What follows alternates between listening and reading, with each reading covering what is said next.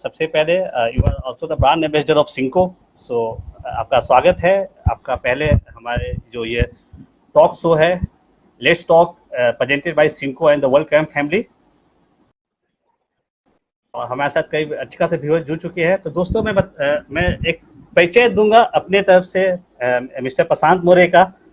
इसके बाद प्रशांत खुद बताएंगे अपने बारे में। हो सकता है मैं सब कुछ पूरा कवर नहीं कर पाऊँ, बट जो प्रशांत मोरे जो हमारे सामने अभी है स्क्रीन पे हमारे, जैसा पहले भी बोल चुका हूँ कि अपनी मेहनत और डेडिकेशन के बल पे इतनी ऊंचाई इतनी कैरियर में मुकाम हासिल किया है इन्होंने। काफ़ी मेहनत किया है इन्होंने और काफ़ी कुछ सेक्रीफाइस भी किया है इस अचीवमेंट्स के लिए। और ये कैरम जो है 2 बार के ये मतलब 2016 में वर्ल्ड कैरम चैंपियनशिप यूके में हुआ था, उसके चैंपियन है। साथ ही वर्ल्ड कप साउथ कोरिया में 2018 में हुआ था, उसके भी चैंपियन है। साथ ही सीनियर नेशनल कुदाल 2019 एंड सीनियर नेशनल जलगांव 2020 उसके भी चैंपियन है। साथ ही आरबीआई में यह स्पोर्ट्स कोटा रिप्यूटेड है। और जैसा मैंने बताया कि सिंको जो कि world best carrom manufacturing company है, उसके ब्रांड एम्बेसडर भी हैं। और साथ ही शिवाजी छत्रपति अवार्ड जो कि स्टेट महाराष्ट्र स्टेट गवर्नमेंट की तरफ से दिया जाता है डिजर्विंग प्लेयर्स को, जो क्वालिफाइड होते हैं उनको दिया जाता है। उनको ये अवार्ड भी मिल चुका है, सम्मानित हो चुके हैं इस अवार्ड से। साथ ही इनके परफॉर्मेंस को देखते हुए महाराष्ट्र स्टेट गवर्नमेंट ने इनको जो है कैश रिवार्ड्स भी दिया था, जो कि काफी कम देखने को मिलता है कैरम में हम लोग का, बट प्रशांत जी को मिला था। तो प्रशांत, ये छोटी सी इंट्रोडक्शन मैंने अपने तरफ से आपको दिया बताया अपने ऑडियंस को। बाकी ऑडियंस जो है खुद सुनना चाहेगी आपके बारे में, खुद आपसे। सबसे पहले नमस्ते सारे मेरे कैरम प्रेमियों को, और अजय जी आपको सबको नमस्ते। और मैं सबसे पहले कहूँगा कि इंट्रोड्यूस तो आपने कर दिया है मेरे बारे में, कि जो लोगों को कहना था। कैरम में जैसे आपने बताया कि काफ़ी सारा स्ट्रगल किया है, वो ऑफकोर्स मेहनत की है। ये मेहनत और स्ट्रगल के बिना किसी को भी ये जो कंट्री को रिप्रेजेंट करने की जो ड्रीम होती है, हर कैरम प्लेयर का होता है कि मैं कंट्री के लिए रिप्रेजेंट करूँ मेरे फ्यूचर में, तो वो हासिल करने के लिए काफ़ी मेहनत करनी पड़ती है। और हर किसी ने की, जो जिसने वहाँ तक पहुँचा है, हर किसी ने वो ऑफकोर्स की है। मैं बताऊंगा नहीं कि मैंने बहुत मेहनत की अपने आप से कि मैंने ये किया है ऐसा किया है, तो काफ़ी ऑफकोर्स हर किसी ने वो मेहनत की रहेगी वहाँ तक पहुँचने के लिए। बट फिर भी हम कुछ सारे लोगों को मैं बताना चाहता हूँ कि एक स्टार्ट टू एंड मेरा मतलब एक, हम जितना भी हम लाइव शो में टॉक में डिस्कस करेंगे, मैं थोड़ा जर्नी आपको शॉर्ट में बताने की कोशिश करूँगा। और सभी से एक रिक्वेस्ट है कि उतना अच्छा बोलने की आदत नहीं है, खेलने की जितनी आदत है उतना, तो जहाँ पर भी कुछ गलती रहे या थोड़ा सा एडजस्ट कर लिए। ओके, तो शुरू करते हैं अजय जी। ओके, सो दोस्तों, जैसा कि प्रशांत ने आपको बताया कि जितना अच्छा वो खेलते हैं उतना अच्छा बोल नहीं पाते हैं, बट आप उसका चिंता मत कीजिए, हम लोग बात करेंगे। मैं हूँ आपको संभालने के लिए। मैं उतना अच्छा खेलता नहीं हूँ, बट बोल लेता हूँ। तो हम दोनों अपने ऑडियंस को बताएंगे आपके बारे में, आपके लाइफ का जो पहलू है, जो आपने कैसे अपना कैरियर जर्नी किया, आपके फैमिली के बारे में, आपकी हॉबीज इंटरेस्ट, सबकी बात करेंगे हम लोग। तो मैं रिक्वेस्ट करूंगा हमारे ऑडियंस से कि कृपया बने रहें, कमेंट करते रहे, हम लोग से बात करते रहे, जिससे मालूम चले कि आप इंटरेक्ट हो रहे हो, और शेयर भी करें। तो प्रशांत जी, सबसे पहले हम लोग वो अनाउंसमेंट, जो एक्टिविटीज हम लोग कैरम स्पोर्ट्स पर्सन के लिए, प्लेयर्स के लिए करने वाले हैं, जो कि बहुत यूनिक आइडियाज है, वो Synco and the world carrom family दोनों मिल के कर रहे हैं, उसके बारे में एक अनाउंसमेंट हम लोग कर देते हैं यहाँ पे अभी। जरूर। तो कैरम, जितने भी कैरम लवर्स, खिलाड़ी और जितने भी लोग जुड़े हुए हैं हमसे, हम लोग बताना चाहेंगे, बहुत खुशी हो रही है बताने में हम लोग कि Synco and the world carrom family jointly, जैसे बताया था मैंने, अभी पोस्टर भी आया था कमिंग सून का, कि carrom star of the state हम लोग ये एक पोस्टर से स्टार्ट कर रहे हैं, जिसमें प्रशांत जी करीब 120 प्लेयर्स को हम लोग जो है पूरे इंडिया से हम लोग वो कवर करेंगे, उनका पोस्टर विद द अचीवमेंट्स उनका पोस्टर रहेगा। और एवरी ट्यूसडे एंड फ्राइडे हम लोग उसको सोशल मीडिया पे पोस्ट करेंगे उसको। और इसके बाद हम लोग कैरम 50 कैरम खिलाड़ियों का उनका जो है इंटरव्यू जो है वो भी हम लोग लॉन्च करेंगे। एवरी संडे को वो इंटरव्यू उनका आएगा सोशल मीडिया पे। 50 प्लस इस पे कवर करेंगे। और you are the brand ambassador of Synco, so what's your view, मतलब ये कैसा रहेगा कैरम खिलाड़ियों के लिए ये इस तरह का एक्टिविटीज? बहुत ही बढ़िया रहेगा। मैंने देखा कि आपने जो मुझे कुछ पोस्टर्स भेजे थे कि जो भी हमारे स्टेट के जो बहुत ही जिन्होंने अच्छा काफ़ी टाइम उसमें बिताया है, पूरी मैंने आपके जब हमारा डिस्कशन चल रहा था वो टाइम पे आपने बताया कि स्टेट में काफी सारे लोगों ने अपने 20 साल 25 साल स्टेट की काफी बार चैंपियंस भी हो चुके हैं।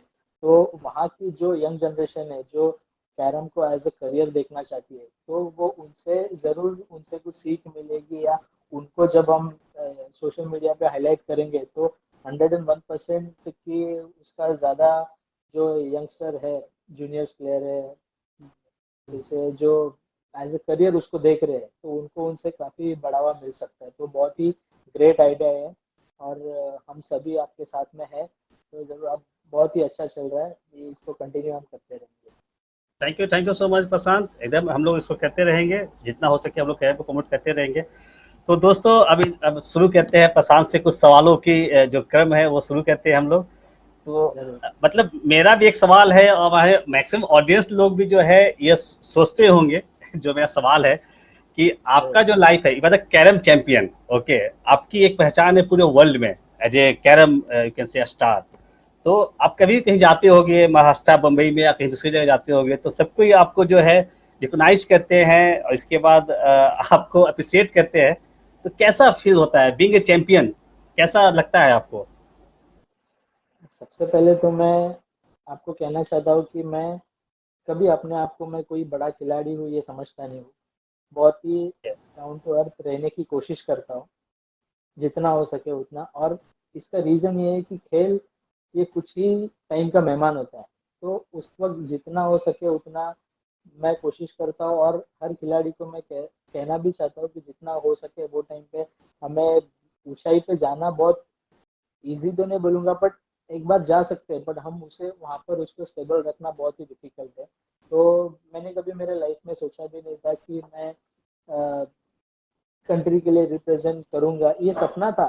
बट उसके लिए कितना हार्डवर्क करना पड़े, उसके लिए क्या क्या चीज़ों का सेक्रीफाइस करना पड़े, ये वो टाइम पे जो एज में उतना नहीं सोचा था। बट मेरा फैमिली बैकग्राउंड इतना स्ट्रांग था कैरम के लिए कि भले ही उतना बड़ा हाउस नहीं था, बट कैरम खेलने का जब भी दिल करे तो मैं कोई भी वक्त किसी भी टाइम पे मैं कैरम को सेटअप करके मैं प्रैक्टिस कर सकता था, इतना मुझे बहुत सपोर्टिव था।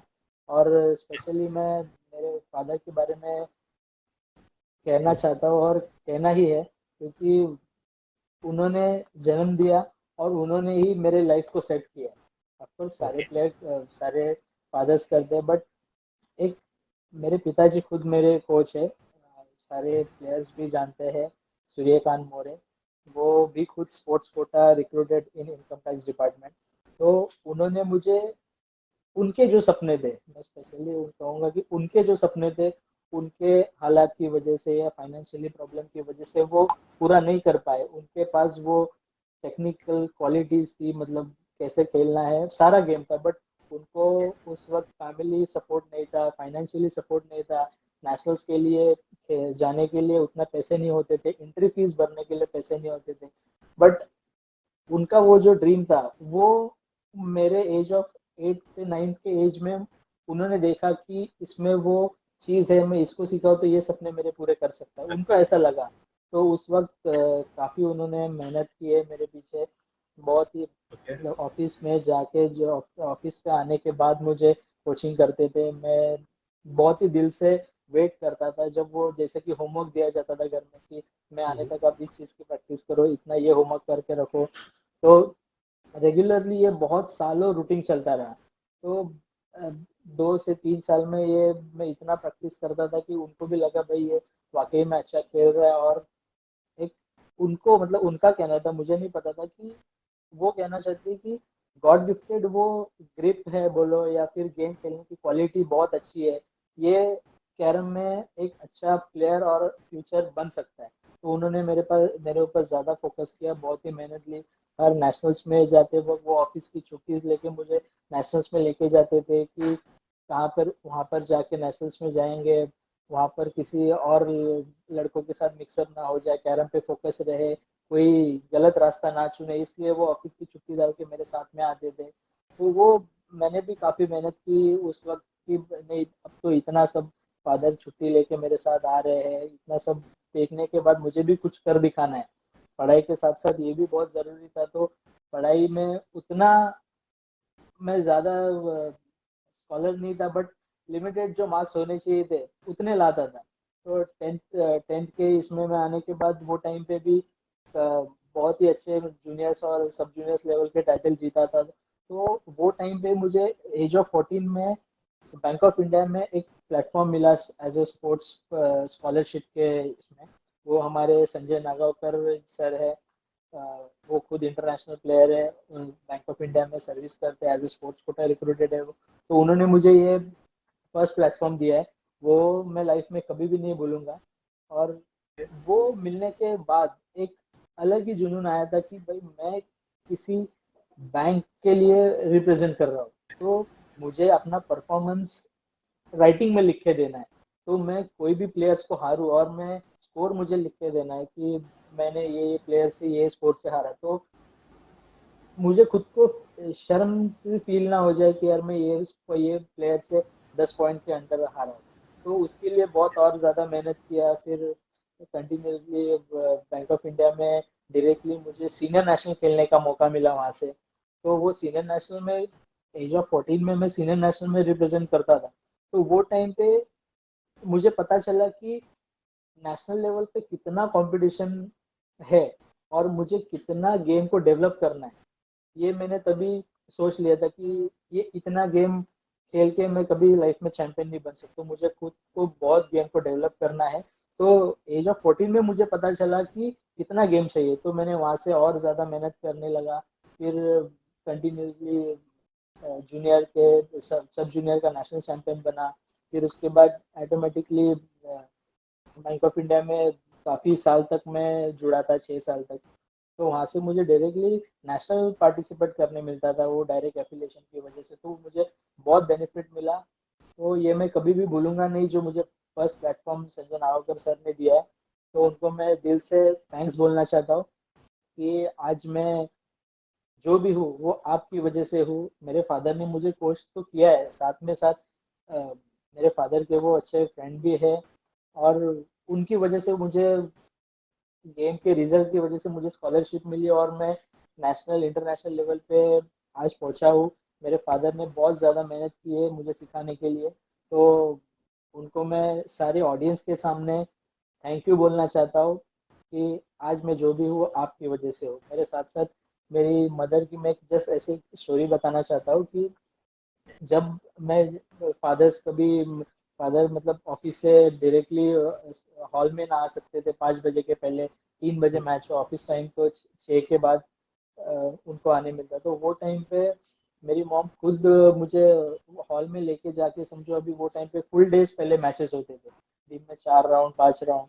तो उस वक्त मैं कहीं ना जाऊँ तो मेरे साथ में रह के, मेरी हाइट वो स्टूल से कैरम तक का ना पहुंची तो घर से पिलो लेके आना, वो संभाल के रखना।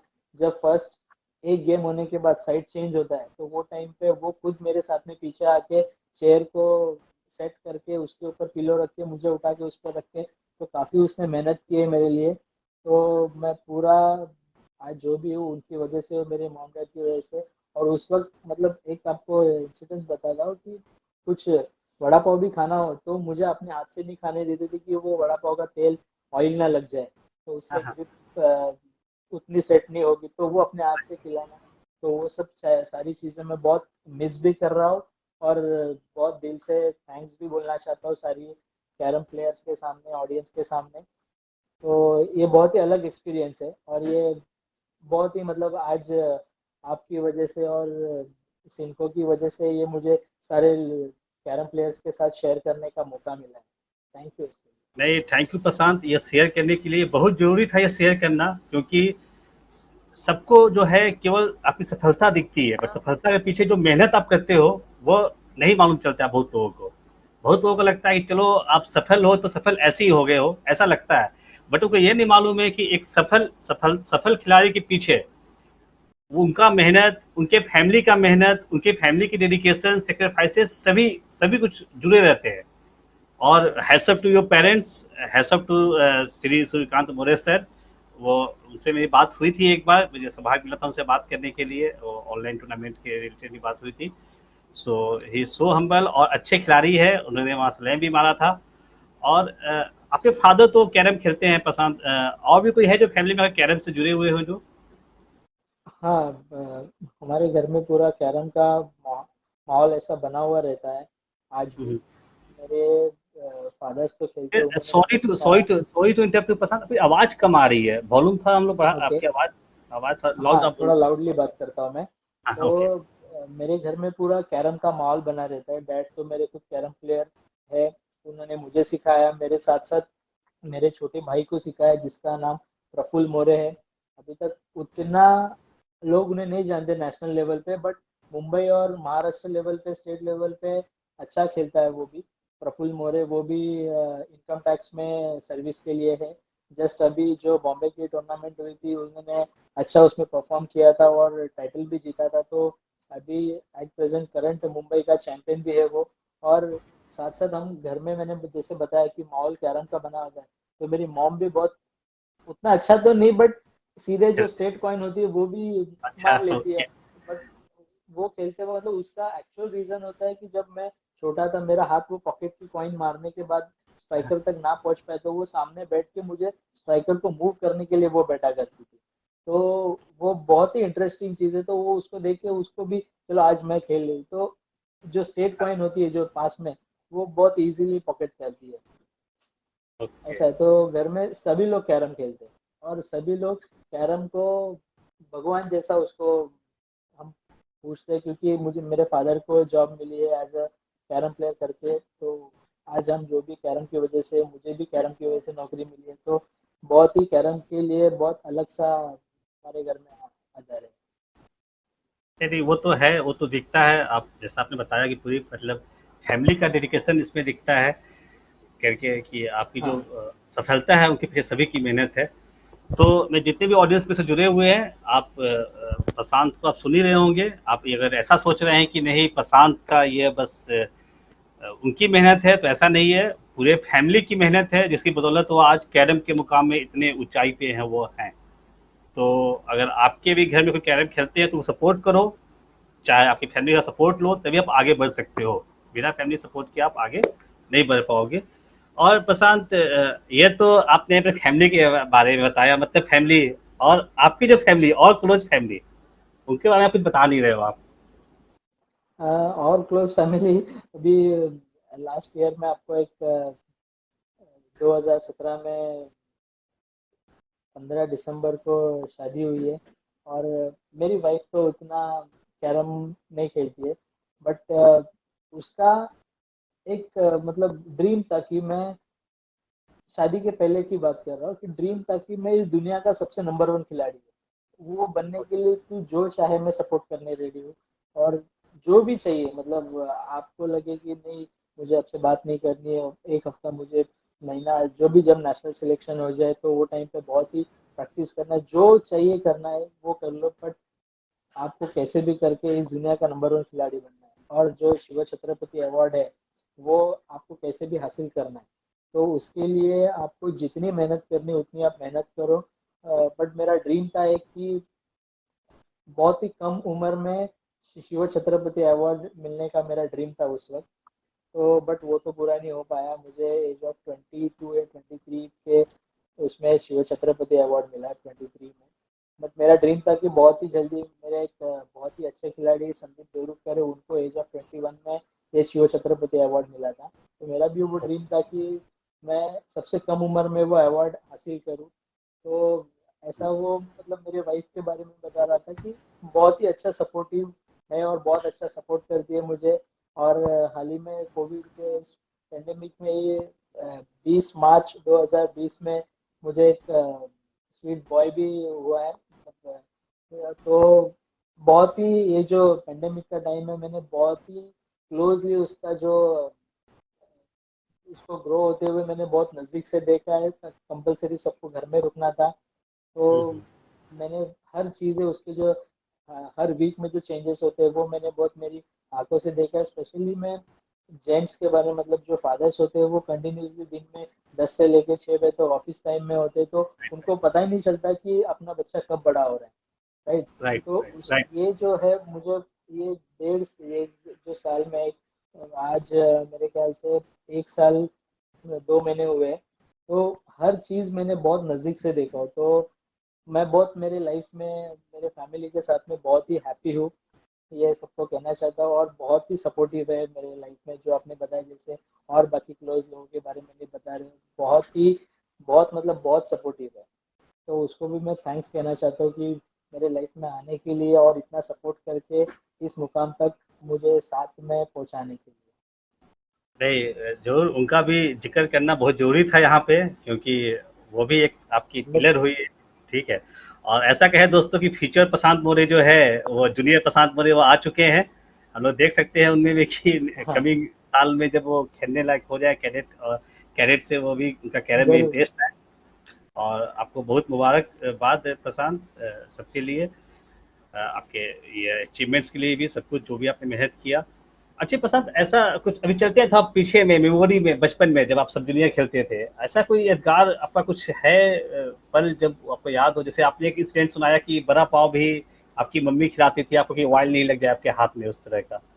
ऐसा कोई और जो इंसिडेंट हो जो आपको मैच हो ऐसा बचपन का, जो आपको अभी भी याद आता हो तो आप खुशी मतलब आंख में एक चमक आ जाती हो? एक आपको मैं उस वक्त का किस्सा बता दूं, जो डिस्ट्रिक्ट लेवल के टूर्नामेंट्स होती थी, चैंपियनशिप, उसमें काफी सारे इवेंट होते थे। जैसे कि अंडर 12 होता था, अंडर 14 होता था, अंडर 14 डबल्स होता था, अंडर 18 सिंगल्स, अंडर 18 डबल्स, और अंडर 21। तो उस वक्त हम सभी इवेंट में पार्टिसिपेट कर सकते थे। तो मेरी जब वो टाइम पे एज थी कुछ 11 एज थी मेरी, तो उस वक्त मैंने अंडर 12 सिंगल्स का चैंपियन हुआ था, अंडर 14 सिंगल्स का चैंपियन हुआ था, अंडर 14 डबल्स का चैंपियन हुआ था, और वाह। अंडर 18, हाँ, अंडर 18 सिंगल्स का चैंपियन हुआ था डबल्स का। और अंडर 21 के फाइनल में मैं वो टाइम पे हारा था। बहुत ही अच्छे खिलाड़ी है वो, मोहम्मद ओवैस करके खिलाड़ी है। तो उनके साथ में वो टाइम पे नेशनल चैंपियन हुए थे। मेरे ख्याल से ये 2001 की बात है, 1 या 2 की।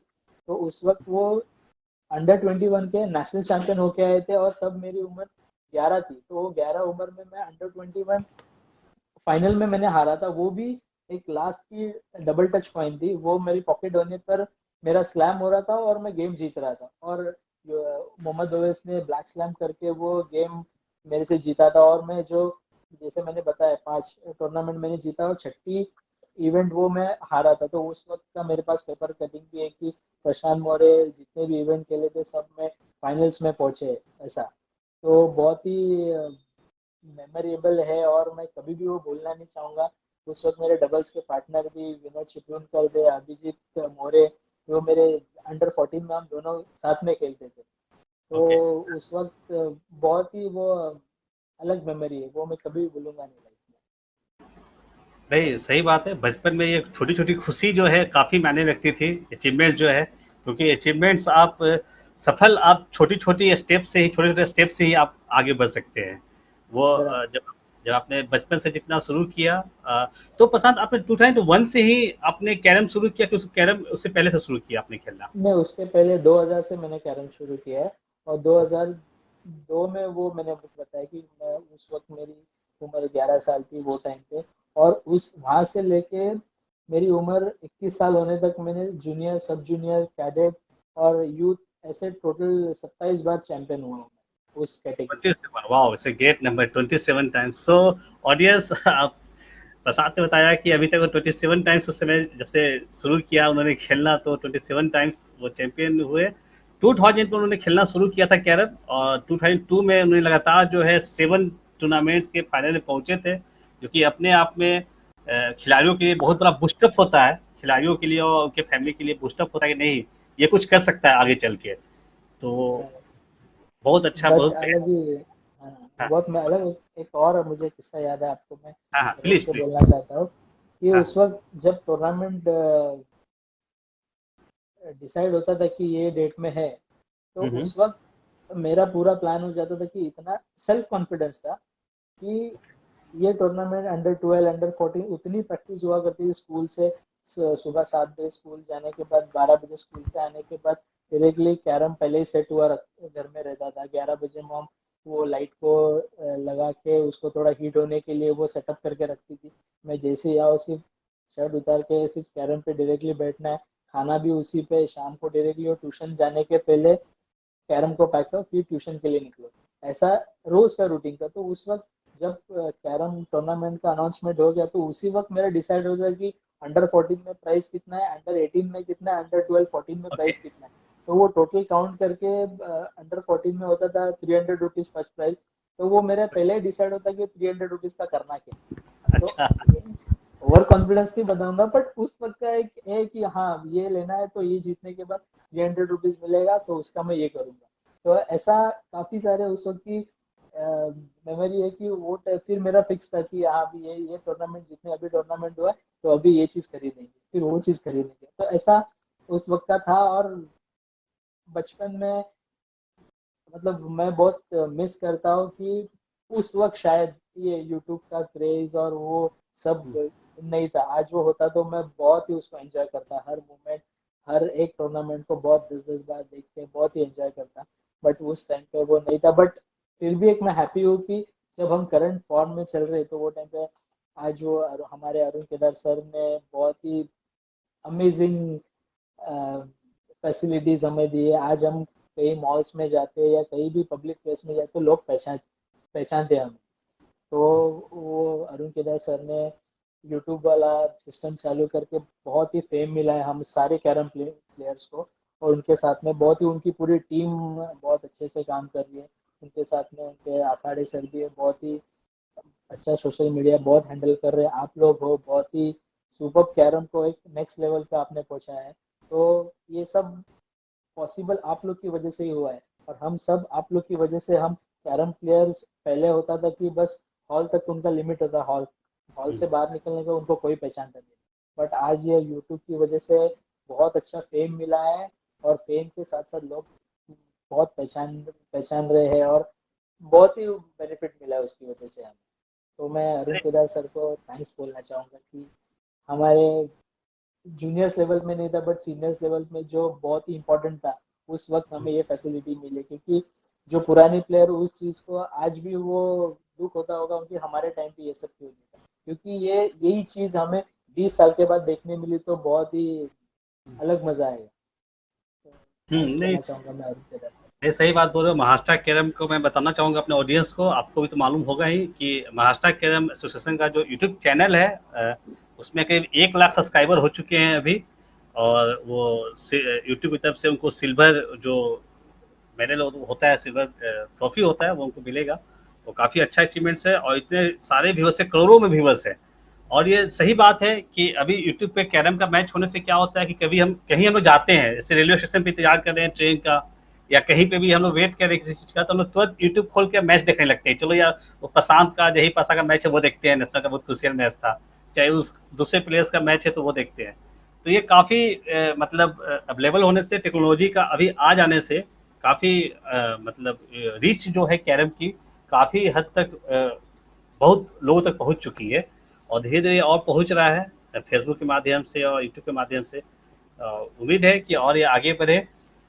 तो अभी बात करते हैं प्रशांत, आपके प्रैक्टिस की। जैसा कि आपने बताया मोटा मोटी कि आप स्कूल जाते थे तो फिर प्रैक्टिस करते थे, मतलब कंटिन्यूस चलता था वो। बट अभी जैसे अभी आप just as a being a current world champion and the current national champion, आपका जो है प्रैक्टिस करने कितने घंटे आप प्रैक्टिस करते हो?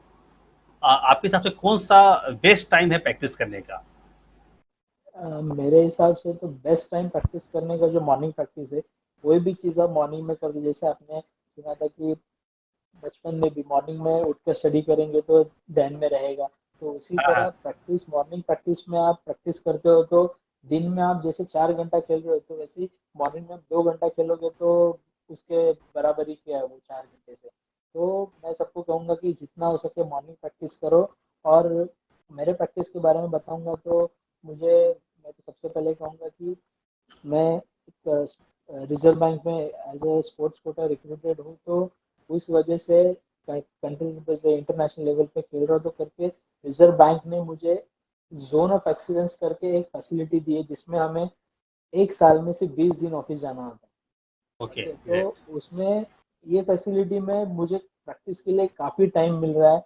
और मैं कोई भी चीज़ बैंक को डिमांड कर रहा हूँ कि मुझे प्रैक्टिस के लिए और टाइम चाहिए या फिर तो कोई प्रैक्टिस के लिए स्पेशल रूम चाहिए, हर चीज़ हर फैसिलिटी मुझे बैंक की तरफ से मिलती है। तो इस वजह से मेरे पास काफी टाइम होता है, तो जितना हो सके मॉर्निंग प्रैक्टिस करके, स्पेशली नेशनल हो इंटरनेशनल लेवल का कोई भी टूर्नामेंट, तो दिन में कम से कम 10 घंटे तो प्रैक्टिस होता है।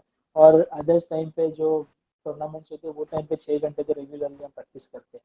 और मैं कहूंगा कि जैसे कि आपको एग्जांपल बता रहा हूँ, आप और मैं 6 घंटे खेल रहे हैं, तो 6 घंटे में से 3 घंटे आप खेल रहे हो, 3 घंटे मैं खेल रहा हूँ। राइट, आपका आधा घंटा कॉइन निकालने में जा रहा है, मेरा दस राइट, राइट। पंद्रह मिनट जो भी कॉइन निकालने में जा रहा हम्म, है, आपका टाइम सोचने में जा रहा है, मेरा सोचने में जा रहा है। तो हम दोनों को जब हम इक्वली सोचेंगे तो मेरे हाथ में सिर्फ 2 से ढाई घंटे स्ट्राइकर था। प्रैक्टिस, तो राइट। जितना हो सके आप अकेले खेलो, और जब आपको लगा कि आपका लेवल कहाँ तक आया है, तब आप जाके किसी आपके आपसे अच्छे खेलने वाले प्लेयर से आप प्रैक्टिस करो, तो आपको पता चलेगा आपको और कितनी प्रैक्टिस की जरूरत है और आपको कितना गेम डेवलप करना है।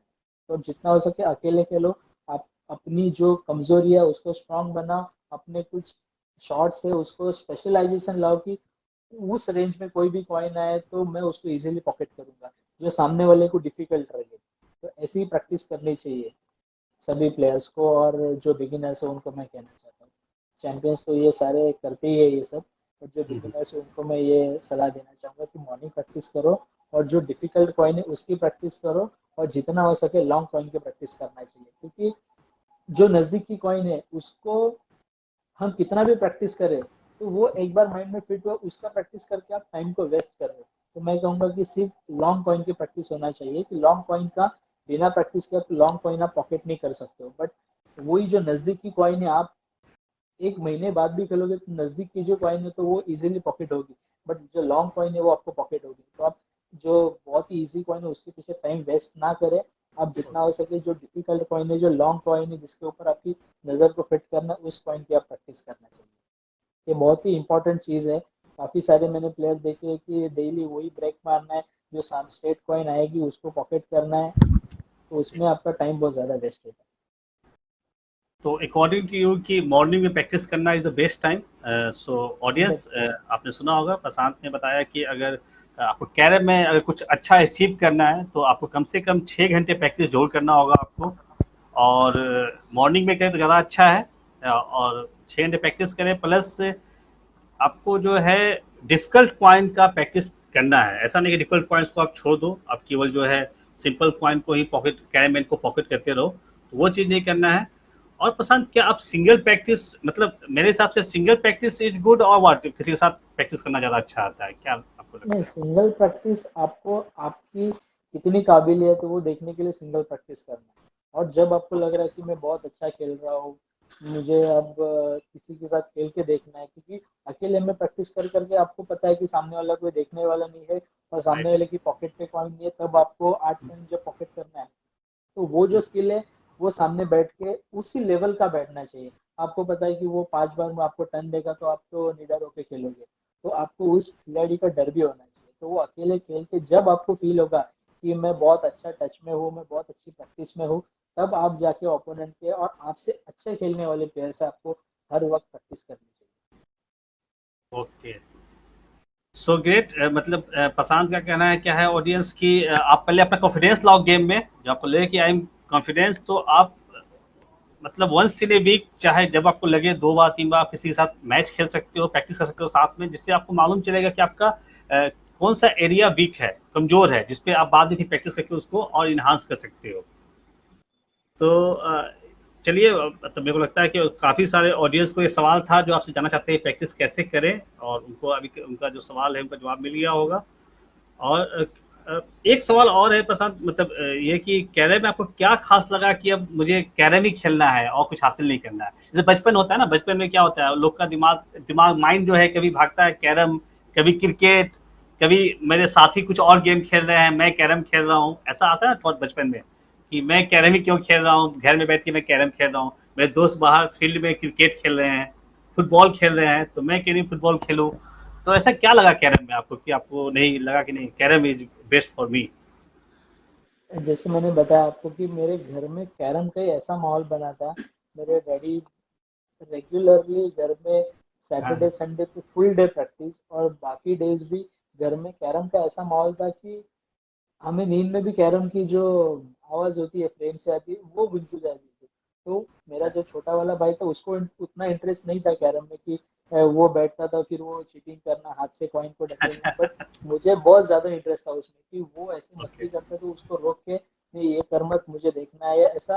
मतलब वो भी मेरे डैडी ने मुझ में देख के उन्होंने बहुत ज्यादा मेरे दिमाग में बचपन से कैरम कैरम कैरम के बारे में बताते थे। जब हम टूर्नामेंट्स में मुझे देखने के लिए जाते, मैं पीछे लगता था कि मुझे कैरम की टूर्नामेंट्स देखनी है। तो उस वक्त नागसे निटाम्बे जी सर है, फिर से महेंद्र तांबे जी, अरुण केदार सर है, बहुत ही नेक्स्ट लेवल का गेम खेलते थे उस वक्त, ओके। बहुत ही नेक्स्ट लेवल का। मतलब उनके पीछे मुझे बिठा के पूछते थे कि समझो कि उस जगह पे आप होते तो ये सिचुएशन में क्या खेलते। तो मैं बोलता उनको कि मैं ये कट मारता और खींच के लेता, और समझो उन्होंने कुछ अलग टर्न खेला है तो उस वक्त वो मुझे बोलते थे कि सोचो उन्होंने ये क्यों खेला, तो उसका रीजन मुझे बताते थे कि ये इससे ज्यादा इसमें बेनिफिट था करके उन्होंने बस ये अटेम्प्ट किया। तो ऐसे काफी बहुत उन्होंने मेहनत की इसके लिए। तो और ये सब मेरे दिमाग में रोज कैरम कैरम घर में आके सिर्फ वही दिमाग में रहना था। और मेरी एक खासियत बोलूंगा या आदत बोलूंगा कि कोई भी चीज के बारे में सोचूं तो उसके बहुत डीप तक जाके उसको सोचता हूँ, जब जब तक मेरे वो आंसर का मुझे सेटिस्फेक्शन ना मिले। तो करके मैं बहुत ही डीपली मतलब कैरम में घुस चुका था, और आज भी वैसा ही हूँ करके। आज कैरम ने भी मुझे उतना, मैंने कैरम को वक्त दिया है और कैरम से बहुत कुछ सीखा हूँ, और हर वक्त सीखते रहता हूँ। इस वजह से आज मैं नेशनल और इंटरनेशनल लेवल पे पार्टिसिपेट कर रहा हूँ। मैं बोलूंगा नहीं कि मैं कोई चैंपियन हूँ या वर्ल्ड चैंपियन हूँ, बट बहुत सीखने की कोशिश करता हूँ और सीखते नहीं, रहूंगा सारी वो जिंदगी। तो वो तो आप नहीं बोलोगे, वो तो हम लोग बोलेंगे, बिकॉज आप सही में आप टाइटल जीते हुए हो, तो आप टाइटल जीतते हैं तो उनको वर्ल्ड चैंपियन तो बोलना ही पड़ेगा। जो नेशनल टाइटल जीते हैं उनको नेशनल चैंपियन तो है ही। तो ये तो अब हिस्ट्री में रिकॉर्ड हो गया कि हाँ, Prashant More is the champion, world 2 times world champion and 2 times national champion. इसको कोई बदल नहीं सकता है। ठीक है, ये तो ट्रू। मतलब लिखा गया। ओके। अच्छा प्रशांत, आपका बताओ कोई मतलब मेमोरेबल टूर्नामेंट, कोई चाहे मैच हो ऐसा, कोई नेशनल लेवल पे इंटरनेशनल लेवल पे, दोनों जाना चाहेंगे। पहले नेशनल का बताओ, कोई इंटरेस्टिंग मैच है आपका सीनियर नेशनल में ऐसा कुछ? एक तो मैं वो मैच रिकॉर्डेड नहीं है, बट मैं रिकॉर्डेड तो पता ही है लोगों को, जो हमारा जहीर पाशा के साथ में कुडाल नेशनल में बहुत ही इंटरेस्टिंग और बहुत वर्ल्ड फेमस टूर्नामेंट मैच हुआ था वो। और वो टूर्नामेंट भी बहुत ही बढ़िया हुआ था। मतलब मेरे हिसाब से नेशनल लेवल का उससे अच्छा टूर्नामेंट कभी नहीं हुआ था। मतलब जो मेरे अंकल है आनंद गोसावी जी, जो महाराष्ट्र कैरम एसोसिएशन के से भी जुड़े हुए हैं, और उनका उनके साथ मेरा बहुत ही अच्छा रिलेशन है, तो उन्होंने वो टूर्नामेंट ऑर्गेनाइज किया था उनकी ट्रस्ट की तरफ से। तो इतना सारा उसमें फैसिलिटीज खिलाड़ियों को दिया था कि कभी भी ऐसा हुआ नहीं था कि जो हमारे स्टेट लेवल के खिलाड़ी आ रहे वो किसी बंगले में रहे। तो वो एक ऐसी टूर्नामेंट है कि उस वक्त सारे खिलाड़ियों को बंगलोज में रखा था, हर स्टेट के प्लेयर्स को। वहां पर हर उस सीजनल फूड दिया था, जैसे मैंगोज हो गए, उस तरह के जो जो चीजें थे, कैश्यूज वगैरह, वो सीजनल वहाँ के फूड से और फ्रूट है, तो सारे खिलाड़ियों को वो वहाँ पर इजीली प्रोवाइड किया था। बहुत ही अच्छा खाना साबे सारे खिलाड़ियों को वहाँ पर मिला था, और सारे खिलाड़ी बहुत सेटिस्फाइड थे। ऐसे नहीं था कि कोई खिलाड़ी मतलब ये हारा हुआ है तो इसको ऐसा कुछ, सबको बहुत दिल से उन्होंने सभी प्लेयर्स को और सभी रेफरीज है, सब जितने ऑर्गेनाइजर्स थे सबको बहुत उन्होंने खुश और सेटिस्फाइड किया था इन सारे हॉस्पिटलिटीज और ये फूड का सब सारी चीजें देखे। तो बहुत मेरे लिए वो बहुत मेमोरेबल टूर्नामेंट थी। और उसके साथ साथ ही मुझे डे वन से उन्होंने बताया था कि यह टूर्नामेंट अपनी है और इसमें अपना ही खिलाड़ी को ही जीतना चाहिए। मतलब उन्होंने मुझे कहा था कि ये टूर्नामेंट तुझे ही जीतना है। ओके। तो मैंने बोला कि अंकल जरूर मैं कोशिश करूंगा, अपनी बहुत ही मेहनत करके भी आया हूँ, कोशिश तो पूरी रहेगी। बट सेमीफाइनल में जो लास्ट कॉइन जहीर पाशा की जो मिस हुई थी पॉकेट पे, जो कॉइन मिस हुई थी वो कॉइन शायद ही मेरे ख्याल से जहीर पाशा ने पूरे टूर्नामेंट में कभी मिस की थी। तो वो टाइम पे उनकी कॉइन वो पॉकेट पे जाके रुकना, और उसके पहले इतनी डिफिकल्ट कॉइन उन्होंने इजीली पॉकेट की, और जी। उस वक्त रुकना, फिर उसके बाद एक थोड़ा एक्स्ट्रा ऑर्डिनरी शॉट मेरा सक्सेस होना, फिर उसके बाद वो बहुत ही अल्टीमेट एक्सपीरियंस था और बहुत लोगों के दिल में अलग जगह बना के गया है, बहुत मेमोरेबल है वो।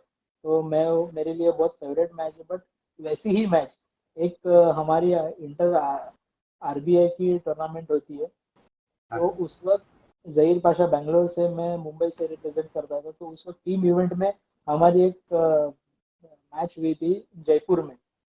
ओके। शायद वो मेरे दोस्त रोशन अली जी, उन्होंने वो लाइव देखा है। तो उनका भी ये कहना है कि ऐसी मैच मैंने मेरी सारी जिंदगी में नहीं देखी है। बस ऐसा चल रहा था कि टर्न आते ही फिनिश। ऐसे ही मतलब रेगुलरली, एक बार हो दो बार, रेगुलरली ऐसे काफी बार हुआ कि टर्न आते ही फिनिश हो रहा था। बहुत ही एक्स्ट्रा और एक्सट्रीम लेवल की पॉकेटिंग हो रही थी दोनों की, एक्स्ट्राऑर्डिनरी फिनिश हो रही थी, और काफी सारे लोगों ने बहुत एंजॉय किया। तो वो शायद मैं मिस करता हूँ कि वो रिकॉर्डिंग होती तो बहुत से कैरम प्लेयर उसको एंजॉय करते थे। तो वो मेरी नेशनल लेवल की बहुत मेमोरेबल टूर्नामेंट है। और जैसे बताया, जयपुर वाली उसका रिकॉर्ड नहीं हो पाई थी। और इंटरनेशनल लेवल की तो मैं आपको बताऊंगा, सेम जहीर पाशा के साथ काफी सारे एक्स्ट्रा ऑर्डिनरी शॉट्स मेरे सक्सेस हुए थे, क्योंकि उसका एक एडवांटेज भी था और डिसएडवांटेज भी था, पोटैटो स्टार्च पाउडर का। तो उसकी वजह से स्ट्राइकर का जो स्पीड था वो बहुत ही दुगना था। तो उस वजह से हम जैसा सोचेंगे वहां तक striker regular boric acid powder पे वो स्ट्राइकर नहीं पहुंच पाता था, तो उसपे वो वहां तक आता था। तो उस चीज का मैंने बेनिफिट लेके एक्स्ट्राऑर्डिनरी जो शॉट्स उसको अटेम्प्ट करके बहुत ही एग्जीबिशन वाला फिनिश हुआ था। मतलब पर्पसली एग्जीबिशन खेलना ये इंटेंशन नहीं था, बट वो पाउडर पे हर चीज सक्सेस हो रही थी। तो वो बहुत मेमोरेबल है मेरे इंटरनेशनल लेवल पे। मतलब अलग ग्रेट। ही टूर्नामेंट था। बाकी तो ग्रेट। बहुत मतलब अलग एक्सपीरियंस था दोनों टाइम। ग्रेट। तो ऐसा बोलना क्या सही होगा कि आपको जो टफेस्ट अपोनेंट है वो जहीर पासा है? हाँ, टफेस्ट अपोनेंट नहीं, सारे कंपटीशन तो इतना है अजय सर की, सारे खिलाड़ी भी जानते हैं कि मैं हूँ या जहीर पाशा हो, वो बोल के नेशनल का एक भी राउंड ब्रेक नहीं कर सकता है। इतना कंपटीशन लेवल है। बट 2 से 3 टूर्नामेंट हमारी ऐसी हुई कि ऐसा हुआ है कि हम बहुत ही एक दूसरे के टफ प्लेयर है या ऐसा सभी प्लेयर्स को लगता है। बट हम अच्छे दोस्त भी, हम एक साथ में रूम पार्टनर है, और जब हम बोर्ड पे बैठते तो एक दूसरे के दुश्मन के जैसा हम एक दूसरे को बीट करने के लिए कोशिश करते रहते हैं। तो वो भी एक मतलब उसके ऊपर डिस्कशन भी नहीं होता है कि आप और मेरा टूर्नामेंट ये मैच हुआ, ऐसा हुआ, कभी डिस्कशन भी नहीं होता है एक रूम में ओके। आने के बाद। ऐसा तो तो ऐसा कुछ नहीं है, बहुत ही सारे टफ प्लेयर है। जो ज्यादा प्रैक्टिस करेगा वो जीतेगा। नहीं, तो सही बोला आपने, ये तो होना ही चाहिए कि आप लोग जो कंपटीटर हैं वो बोर्ड पे हैं, गेम में हैं, बट ऐसे रियल लाइफ में तो वो जो गेम का जो कंपटीशन है वो बस वहीं तक रहता है, वहीं पे रहना चाहिए, हॉल तक ही। उसके बाहर निकल के चाहे मैच के बाद तो हम लोग दोस्ती है, ये वर्ल्ड कैरम फैमिली है, फैमिली की तरह हम लोग एक कैरम फैमिली जो है हम लोगों की, सबकी हम लोग एक ही हॉल में इतने दिन 4-5 दिन रहते हैं, टूर्नामेंट होता है, वो अच्छा होता है। तो दोस्तों अभी हम लोग प्रशांत से एक रिक्वेस्ट करने वाले हैं, और रिक्वेस्ट है वो गाने की। आप लोग क्या बोलते हो, आप लोग सुनना चाहोगे प्रशांत से कोई सॉन्ग्स? प्रशांत, अभी हाँ जरूर। दोस्ती की बात हो रही है, तो भाई दोस्ती की जब बात हो तो कुछ उस तरह गाना भी होना चाहिए कि कैरम की बात तो हम लोग करेंगे ही, फिर चल रहा है कैरम का बात, बट अभी थोड़ा सा बात करें आपका इंटरेस्ट, हॉबीज और आपके थोड़ा सा गाने का, क्या आप गाने का शौक है आपको, मतलब गाते हो आप ऐसे? हाँ, थोड़ा बहुत गा लेते हैं, बाथरूम सिंगर वगैरह जैसा। तो तो जरूर मेरा ऑडियंस क्या बोलते हो आप, मतलब कमेंट करो प्लीज, आप लोग बताओ क्या प्रशांत से आप सॉन्ग सुनना चाहोगे, या कौन सा सॉन्ग सुन, चाहे हम लोग प्रशांत पे छोड़ते हैं, प्रशांत को कौन सा सॉन्ग फेवरेट है, प्रशांत प्लीज उसके कुछ चंद पंक्तियां हम लोग को सुनाए आप। जरूर। मैं नेशनल में भी मतलब वो- गाने तो काफी सारे, बट मैं ऐसा गाना चॉइस करना चाहता हूँ कि जिससे मेरे करियर को थोड़ा वो गाना अटैच रहे, या फिर ओके। फ्यूचर के बारे में गाना वो रहे कि मतलब आपको मैं इसकी 2 लाइन गा के सुनाऊंगा। हाँ प्लीज। आपको ये गाना, मेरे फादर ने वो गाना नेशनल चैंपियन में होने के बाद जो जलगांव में गाया था, 2 उनकी लाइनें, तो मैं सबको सुनाना चाहता हूँ कि वो गाना। और मैं मेरे जो मेरा न्यू बॉर्न बेबी है, वो भी मेरा नाम रोशन करे। तो ऐसा जैसे कि मेरे फादर का नाम, मैंने उनके ड्रीम पूरे किए, तो मेरे ड्रीम वो पूरा करे, तो वो ऐसा अटैच वाला मैं थोड़ा 2 लाइन गाना चाहता हूँ। तो प्लीज प्लीज। इतनी आवाज़ अच्छी नहीं है पर कोशिश करता हूँ। ओके। तुझे सूरज कहूँ या चंदा, तुझे दीप कहूँ या तारा, मेरा नाम करेगा रोशन, जग में मेरा राज दुलारा। तुझे सूरज कहूँ या चंदा, तुझे दीप कहूँ या तारा, मेरा नाम करेगा रोशन, जग में मेरा राज दुलारा। Thank you. ये वेरी नाइस। मैंने इसलिए गाया कि जैसे मेरे फादर का सपना था कि मैं एक इंटरनेशनल खिलाड़ी बनूं, वर्ल्ड चैंपियन बनूं, तो वो पूरा हुआ। इसके लिए मेरा नाम करेगा रोशन, जग में मेरा राज दुलारा। तो वैसे उनका नाम मैंने रोशन किया, तो मेरा बेटा भी मेरा नाम रोशन करे, ऐसा मेरे कैरम के रिलेटेड वो मुझे लगा करके मैंने ये गाना चॉइस किया था। नहीं नहीं, बहुत अच्छा आपने एक गाना सिलेक्ट किया। ये डेडिकेशन, मतलब डेडिकेटेड टू योर फादर ये सॉन्ग्स, और आपके बेटे से जो आप जो एक्सपेक्ट कर रहे हो उसको रिफ्लेक्ट करता है कि आप ऐसा उम्मीद कर रहे हो। और सभी फादर्स का एक सपना होता है कि उनका बेटा जो है, अगर वो नाम नहीं कर पाए तो बेटा भी उनका नाम करे उनके जैसा। और मेरे को पूरी उम्मीद है कि आपकी जो फैमिली, आपके फादर है, उनको आप पे प्राउड फील होता होगा कि जिन्होंने सोचा था आपके बारे में कि नहीं आप अचीव करोगे, वो आपने अचीव किया। अब मैं बताना चाहूँगा प्रफुल्ल मोरे के बारे में, उसने भी वो भी अचीव कर रहे हैं। ऑनलाइन जो सीसीसीबी कैरम टूर्नामेंट हुआ था उसमें चैंपियन बने थे, तो वो भी हैं कैरम में। मतलब आप लोग के पीछे, आपके पीछे चलते चलते वो भी अपना नाम जो है कैरम वर्ल्ड में ला रहे हैं। और उम्मीद है कि वो अच्छा से परफॉर्म करेंगे। प्रशांत, बहुत अच्छा लगा आपके मुंह से ये गाना, मतलब आपका ये जो सिंगिंग गाना है, और आपने जो गाना सिलेक्ट किया वो भी काफ़ी अच्छा था। ऑडियंस को भी अच्छा लगा होगा, ऑडियंस काफ़ी कमेंट कर रहे हैं, सभी को आपके फादर को थैंक यू बोल रहे हैं, हेड्स ऑफ बोल रहे हैं। ओके। तो और इंटरेस्ट ऐसा क्या आपका क्या इंटरेस्ट, हॉबीज क्या है प्रशांत ऐसे आपका? हॉबीज तो मेरे एक ही है, सच बताओ तो सिर्फ कैरम खेलना। ओके। और कैरम में जितना हो सके हाँ, नई नई चीज सीखना है, जो मतलब हर कोई उसको इजीली नहीं मार सके। कोई शॉट्स हो या सिर्फ कैरम में ही न्यू नए नए शॉट क्रिएट करना, या फिर बोर होने के बाद कुछ ऐसा एग्जीबिशन की जो इम्पॉसिबल हो।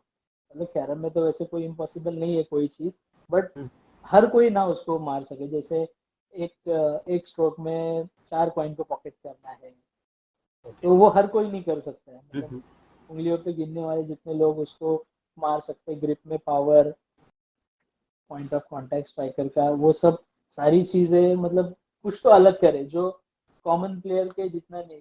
जब हम हाँ। खिलाड़ियों का मतलब जो कैरम प्लेयर्स है उनकी एक्सपेक्टेशन चैंपियन ने चैंपियन जैसा खेलना चाहिए, तो उनकी जो एक्सपेक्टेशन है तो वैसा चैंपियन ने चैंपियन जैसा ही खेलना चाहिए जो कॉमन प्लेयर ना खेले। तो उसकी खोज में रहता हूँ। तो एक्चुअल मेरी हॉबी वही है, सच बताओ तो। और दूसरा शॉपिंग करना, ये दो चीजें बहुत पसंद चलो अच्छा है, शॉपिंग का कोई हॉबी है तो कैरम का हॉबी है तो भाई जो सर है, सर काफी खुश रहते हैं, आपके फादर खुश रहते हैं चलो बेटा ना कैरम खेल रहा है। शॉपिंग का है। है तो हाँ शॉपिंग का आपकी वाइफ खुश रहती है चलो शॉपिंग हो रहा है हाँ, अभी। शॉपिंग का क्रेज है। दोनों और बैलेंस है। मतलब वॉचेस का क्रेज है। वॉचेस का भी थोड़ा शौक है मुझे, वॉचेस को कलेक्शन हाँ, करना। मैंने एक बार फोटो देखा था आपका फेसबुक पे, आपने डाला था। हाउ मेनी वॉचेज यू है, मतलब कितने घड़ी है आपके पास अभी प्रसाद? कलेक्शन कितने की कलेक्शन नहीं, है? वॉचेस तो अच्छे अच्छे खासे है वॉचेस, बट मुझे शौक है अच्छा वॉचेस को कैरी करना है। कभी कोई मतलब बर्थडे गिफ्ट में हो या कुछ हम्म। यूनिक वॉचेस ऐसे लगते तो मैं उसको कलेक्शन करता हूँ। काफी सारे है, 52 वॉचेस है मेरे पास में अभी। तो मुझे पसंद है, ये बताना नहीं चाहता था कितने हैं, बट मुझे शौक है वॉचेस का थोड़ा। नहीं अच्छा है, मतलब आप जो आप स्टार हो तो और चाहते हैं हम लोग जैसे फैन आपके कि भाई मालूम चले कुछ कि आपका क्या इंटरेस्ट है, क्या हॉबी है, कि वो सब जानना चाहते ही है। तो हाँ, दोस्तों। जरूरी है हाँ। वो कि कैरम जितने भी लोग मुझे चाहते हो उनको कि किस चीज का वो शौक करते, जैसे मैंने बताया वॉचेस का शौक है। जैसे लेटेस्ट मोबाइल आए तो उसको खरीदने का, पैसा जमा करना है, वो फोन खरीदना है, एक क्रेज होता है। बाकी हर ओके। किसी को कोई ना कोई शौक होता है, किसी को घूमने का शौक डेफिनेट। होता है, किसी को लेटेस्ट सेलफोन आने पे उसको इस्तेमाल करना है, हाँ। मार्केट में आने के पहले उसका बुकिंग करके, तो वो शौक होता है। नहीं नहीं, वो तो है, आप सही बता रहे हो। आप वो जो है तो वो तो होना ही चाहिए, सबका अपना शौक है। तो फिर वापस आते हैं, आपका जो पैसन है कैरम, कैरम की फिर बात करते हैं हम लोग। फिर हम लोग को मौका मिलेगा तो फिर एक गाना और सुनना चाहेंगे आपसे लास्ट में। अभी लेकिन हम लोग जो है आपसे सवाल पूछते हैं कैरम का ही। एक सवाल होता है जो जो भी कैरम में करियर बनाना चाहते हैं प्लेयर्स, जूनियर प्लेयर्स का भी सवाल रहता है कि वो सोचते हैं कितने घंटे में प्रैक्टिस करूं, मतलब कितने घंटे कम से कम प्रैक्टिस करने से मेरे को मैं अपना प्रोफेस मतलब कैरियर में करियर बना सकता हूं। जैसे आपने बताया 6 घंटे, तो 6 घंटे तो खैर मतलब जब आप एक लेवल पे पहुंचते हो तब करना ठीक रहता है, मतलब स्टार्टिंग अगर करना पड़े तो कितने घंटे से वो प्रैक्टिस शुरू कर सकते हैं कैरियर में? अभी अभी का मैं बच्चों का शेड्यूल आपको बताता हूँ कि स्कूल में इतना वो टायर्ड हो जाते हैं कि उसके बाद घर आना है, फिर उनका होमवर्क, फिर हाँ उनके राइट। ट्यूशंस वगैरह इतने सारे हैं कि उसमें मैं उनसे एक्सपेक्ट कर भी नहीं सकता हूँ कि वो अभी भी 6 घंटे प्रैक्टिस करें। वहाँ पर उतनी उनकी बैक का बोझ वगैरह इतना आपने सुना ही होगा कि इतने टायर्ड हो जाते हैं कि वो घर आके उतना प्रैक्टिस करे, उतना एक्सपेक्ट नहीं कर सकते। बट जब भी मतलब मैं, एक दो प्लेयर्स है जिनको मैं कोशिश करता हूँ टीच करने की, जैसे एक सार्थक केरकर जी है, मतलब मेरे दोस्त के लड़का है सार्थक केरकर, उसको मैं सिखाता हूँ कैरम। फिर से एक और प्लेयर है, उनको भी सिखाता हूँ। मतलब उनका एज अभी 10, 11, 12 वो रेंज में है। तो उनके काफी बार मैंने देखा टाइम को निकाल के प्रैक्टिस करते। स्कूल से आने के बाद, वो स्कूल से निकलने के बाद ही मतलब फादर उसको लेने के लिए जाते हैं, तो वो टाइम पे फादर घर पे बोल देंगे कि अभी आ रहा हूँ, प्रैक्टिस कैरम को सेट करके रखना। तो उस बच्चे में भी वो जुनून होना चाहिए कि भाई मुझे कुछ तो करना है, वो मैच्योरिटी होनी चाहिए कि भाई कैरम में एज अ करियर देखना है। वो सारे बच्चों में नहीं रहती है कि वो किसी में हम वो अलर्टपन होता है कि बस एंजॉय करो कैरम, जबरदस्ती खिलाया जा रहा है, ऐसा वाला नहीं चाहिए। उनके दिल से उनको लगना चाहिए कि मुझे कैरम खेलना है, तो वो देख के ही मैं सोचता हूँ कि नहीं भाई इसको दिल से कैरम खेलना है। तो उसको मैं सिखाने की कोशिश कर रहा हूँ। और शायद उतना मैं अच्छा कोच नहीं हूँ, बट जितना भी मुझे आ रहा है मैं देने की कोशिश करता हूँ। तो सबको बोलूंगा कि टाइम को निकालना पड़ता है, टाइम नहीं होगा तो भी आप, जहाँ पर मैं आपको 6 घंटे बोल रहा, तो आप एक एक घंटे में डिवाइड करके आपको गेम को डेवलप करना है। Right right. अच्छा, एक सवाल ऑडियंस की तरफ से आ रहा है कि मतलब कभी ऐसा भी कुछ लाइफ में आपके हुआ है कभी कि किसी अनसीडेड प्लेयर के साथ आपको मैच को आपने लॉस कर दिया हो? हाँ, काफी बार हुआ है कि आखिर में, उसका रीजन मैं बताता हूँ। आखिर में कैरम कॉइन्स लकड़े की है ये। हर बार कोई भी उसको बोल के बीट नहीं कर सकता है। कभी कभी ऐसा होता है कि अपना गेम उतना फ्लुएंटली नहीं हो पाता। कभी कभी हम विदाउट प्रैक्टिस होंगे, मतलब हमने 6 दिन कैरम नहीं खेला है, 5 दिन कैरम नहीं खेला है, तो उस वक्त ऑटोमेटिकली कॉन्फिडेंस लेवल डाउन होता है। और ओपोनेंट थोड़ा अच्छा खेले तो ऑटोमेटिकली प्रेशर क्रिएट होता है कि भैया ये तो अच्छा खेल रहा है, अब इसके साथ हारेंगे तो क्या होगा। उसको डर नहीं, उसको पता है कि इसके साथ तो हमें हारना ही है, ठीक है। ओके। बट हाँ हाँ। उसको 2 बार चांस मिलना है, वहां पर उसको 5 बार चांस मिलने लगा, तो उसका कॉन्फिडेंस लेवल हाई हो जाता है कि अरे यार मैं बीट कर सकता हूँ। फर्स्ट गेम में लॉस हुआ हो, भले ही वो लॉस होता है फर्स्ट गेम, तो अरे मैं, मेरा 15 था उनका 70 था, 2 पॉइंट से मैं हारा, तो मैं और ज्यादा अच्छा खेलने की कोशिश करूँ। तो वो खेलते वक्त समझो सेकंड गेम वो बीट भी कर लेते, तो ऑटोमेटिकली भाई मैं अच्छा खेल रहा। फिर जो सीडेड प्लेयर होते हैं उनको प्रेशर क्रिएट होता है कि भाई इससे मैं हारा तो क्या होगा, सही इससे मैं बात। आ रहा, तो मैं विदाउट प्रैक्टिस में हूँ, मैं उतना फ्लुएंट नहीं खेल पा रहा हूँ, मुझे बोर्ड उतना जज नहीं हो रहा है, काफी सारे रीजन है। तो कभी कभी गेम गेम उतना नहीं चलता है कि कॉइन काफी सारे मिसिंग होते हैं, या बहुत से रीजन है।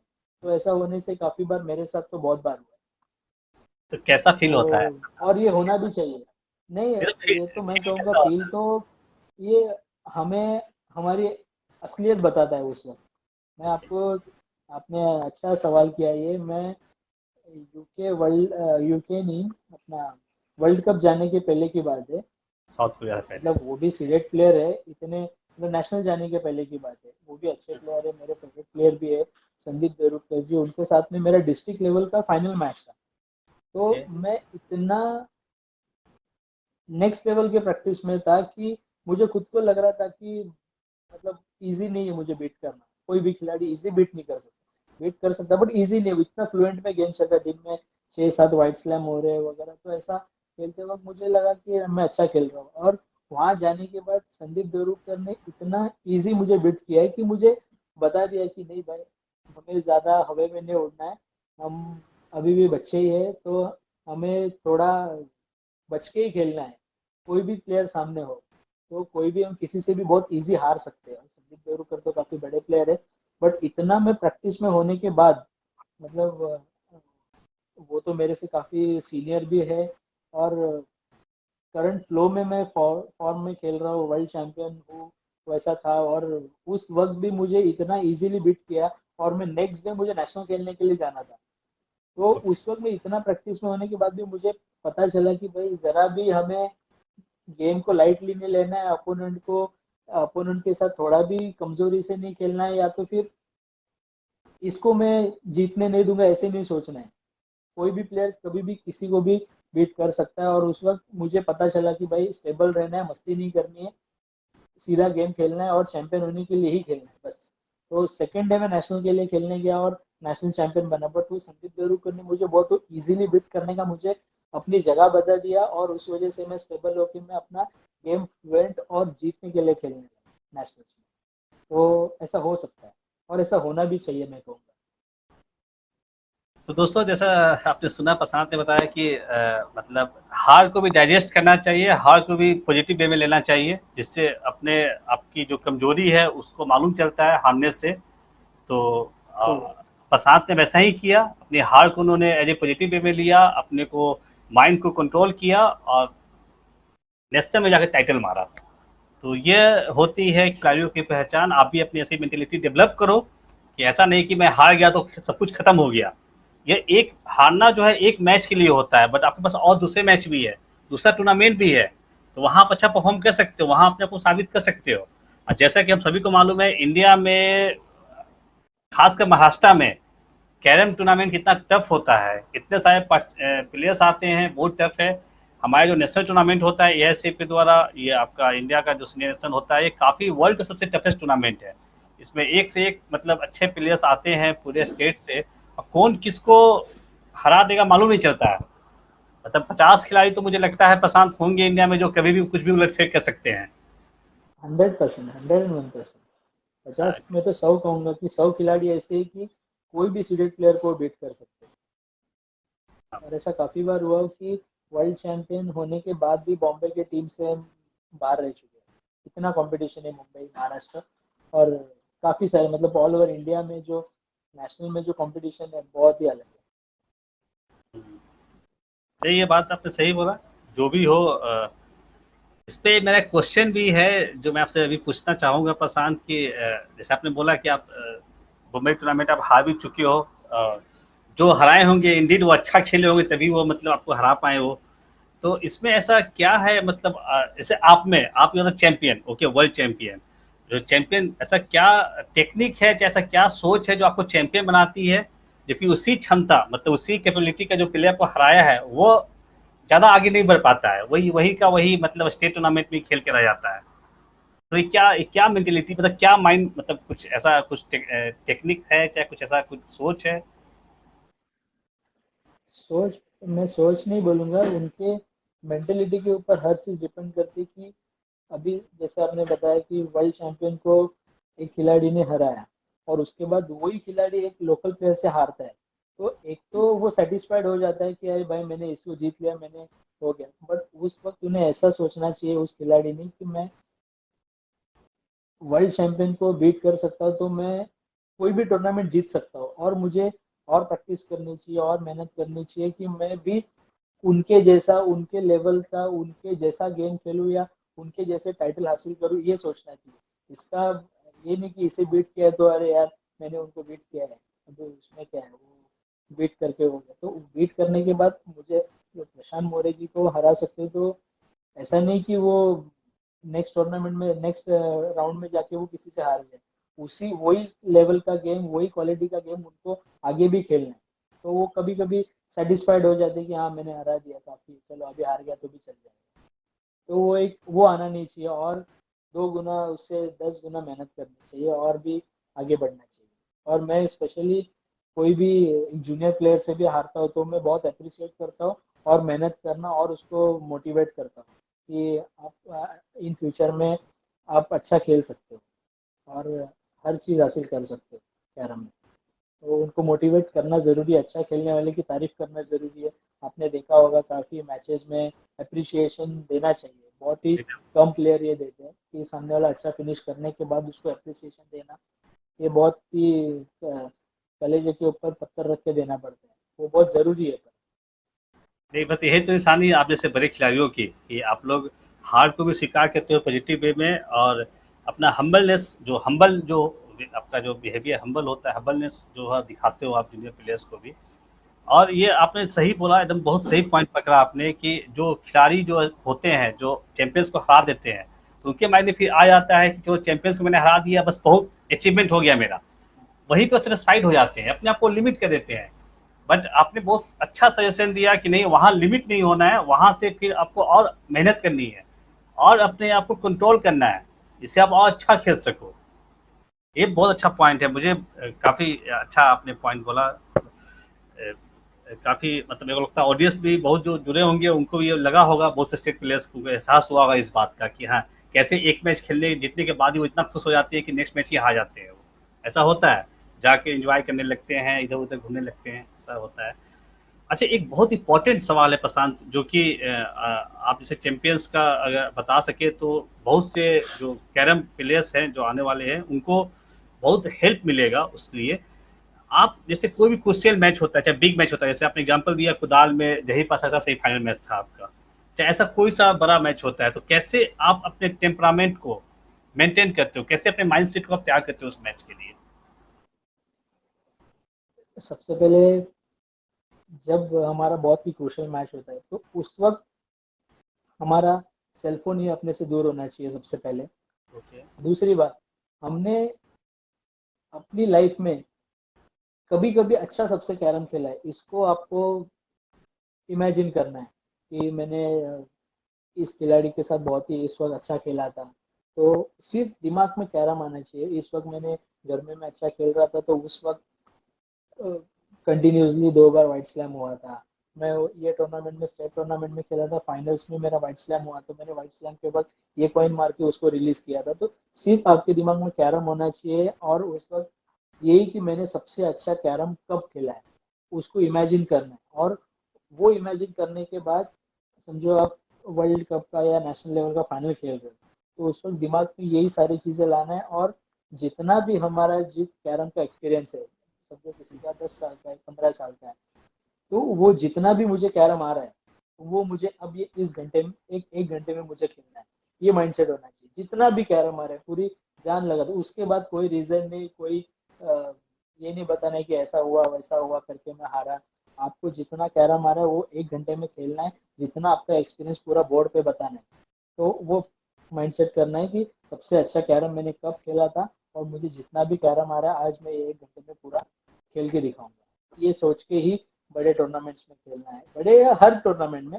बट क्रूशल मैच होता है जैसे कि वो जीतने के बाद ही आप इंडिया सिलेक्ट हो सकते हो, तो उस हम्म। वक्त आपको जितना कैरम आ रहा है वो मुझे 1 घंटे में खेलना है, ये माइंडसेट होना चाहिए। ओके, मतलब जितना भी आपने प्रैक्टिस किया है, जब पहले जो भी आपने अच्छा शॉट लगाया, सबको रिकॉल करना है कि yes, yes. I am not going to give up, मतलब मुझे गिव अप नहीं करना है अभी, उस तक आप रिकॉल करते हो।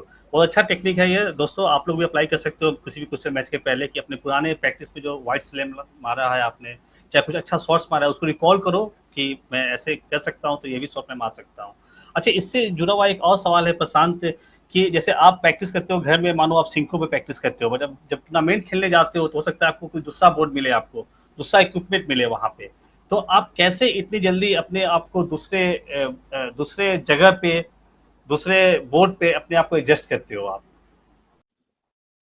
एडजस्ट एक्चुअली उतना बड़ा कोई फर्क नहीं होता है कि कोई अदर्स कंपनी के कैरम हो तो इसमें बहुत टेक्निक पूरा डिफरेंट है, वो कैरम पे डिफरेंट है, बस हार्डली 19-20 का फर्क होता है। तो वो पहले ट्रायल बोर्ड, पहले जैसा भी ट्रायल बोर्ड नहीं होता, बट जब टेस्टिंग करते हैं, जब आप बोर्ड को लेवल करते हैं, टेस्टिंग करते हैं, उसमें वो जजमेंट आ जाते हैं कि फ्रेम में कितनी स्ट्रोक है, हम ग्लांस मारने पे कितना स्ट्राइकर मूव करेगा, कितना स्पीड है, वो जज करके वो सेट हो जाता है। इतना जो इतने साल का एक्सपीरियंस होता है वो इजीली विद इन 1 से 2 मिनट में वो सेट हो जाता है। तो एक्सपीरियंस का बेनिफिट मिलता है, तो उतना कुछ ये नहीं। और कभी ऐसे लगता है कि जैसे कि कोई इंटरनेशनल टूर्नामेंट हो, वहाँ पर बोरिक कौन सा यूज होने, मतलब पाउडर कौन सी यूज होने वाली है, उसको हम ज्यादा मायने करते हैं कि भाई इस ये टूर्नामेंट में सिंको के बोर्ड है, और इंटरनेशनल में जैसे यूके में सिंको के बोर्ड थे, फिर से साउथ कोरिया में सिंको के बोर्ड थे, तो उस वक्त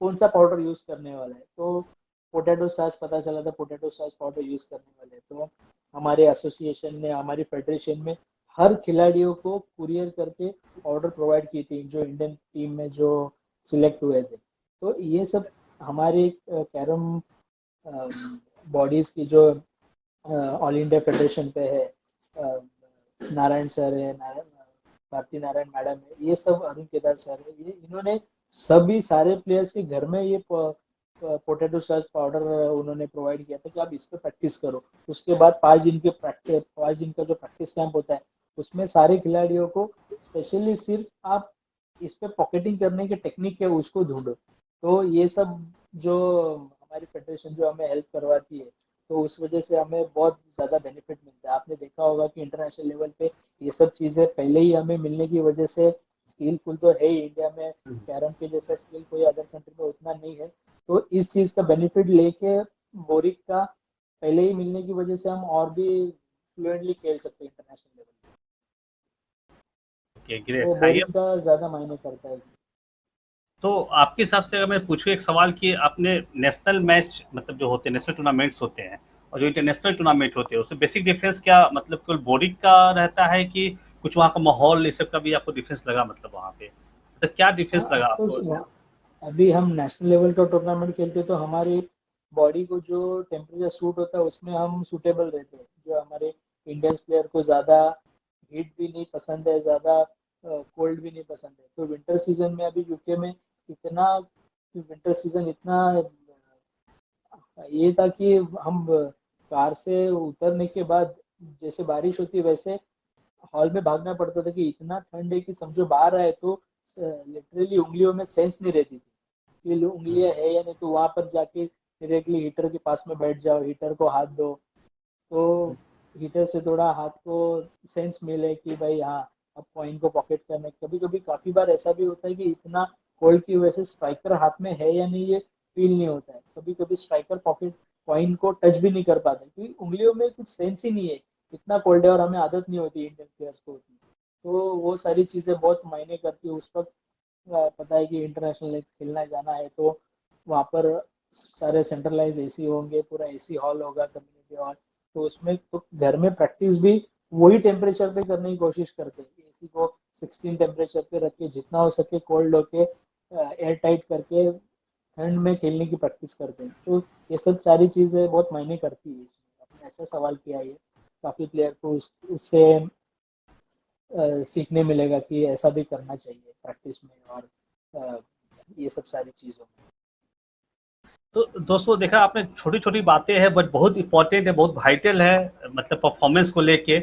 इस पर हम लोग ध्यान नहीं देते हैं, बट देखिए जो बड़े जो चैंपियंस प्लेयर होते हैं उन सब छोटी छोटी बातों का भी ध्यान रखते हैं, क्योंकि उन्हें मालूम है कि जब बाहर यूके में या साउथ कोरिया में जाएंगे तो टेम्परेचर वहाँ पे बहुत लो होगा इन कंपेरिजन ऑफ इंडिया।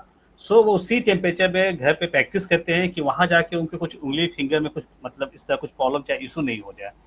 काफ़ी मतलब ये आसान नहीं होता है, जैसा आप सोचें कि बस कैरम बस खेलने की चीज़ है, ऐसा नहीं होता है। कैरम खेलने से पहले बहुत सा प्रिपरेशन करना पड़ता है। एक सवाल और इससे जुड़ा हुआ प्रशांत, मुझसे इसका जवाब तो मुझे हम लोग को मिल चुका है, बट फिर भी मैं पूछना चाहूँगा, आपके आइडियल कैरम में कौन है? आपको किनसे इंस्पिरेशन मिलती है कैरम का?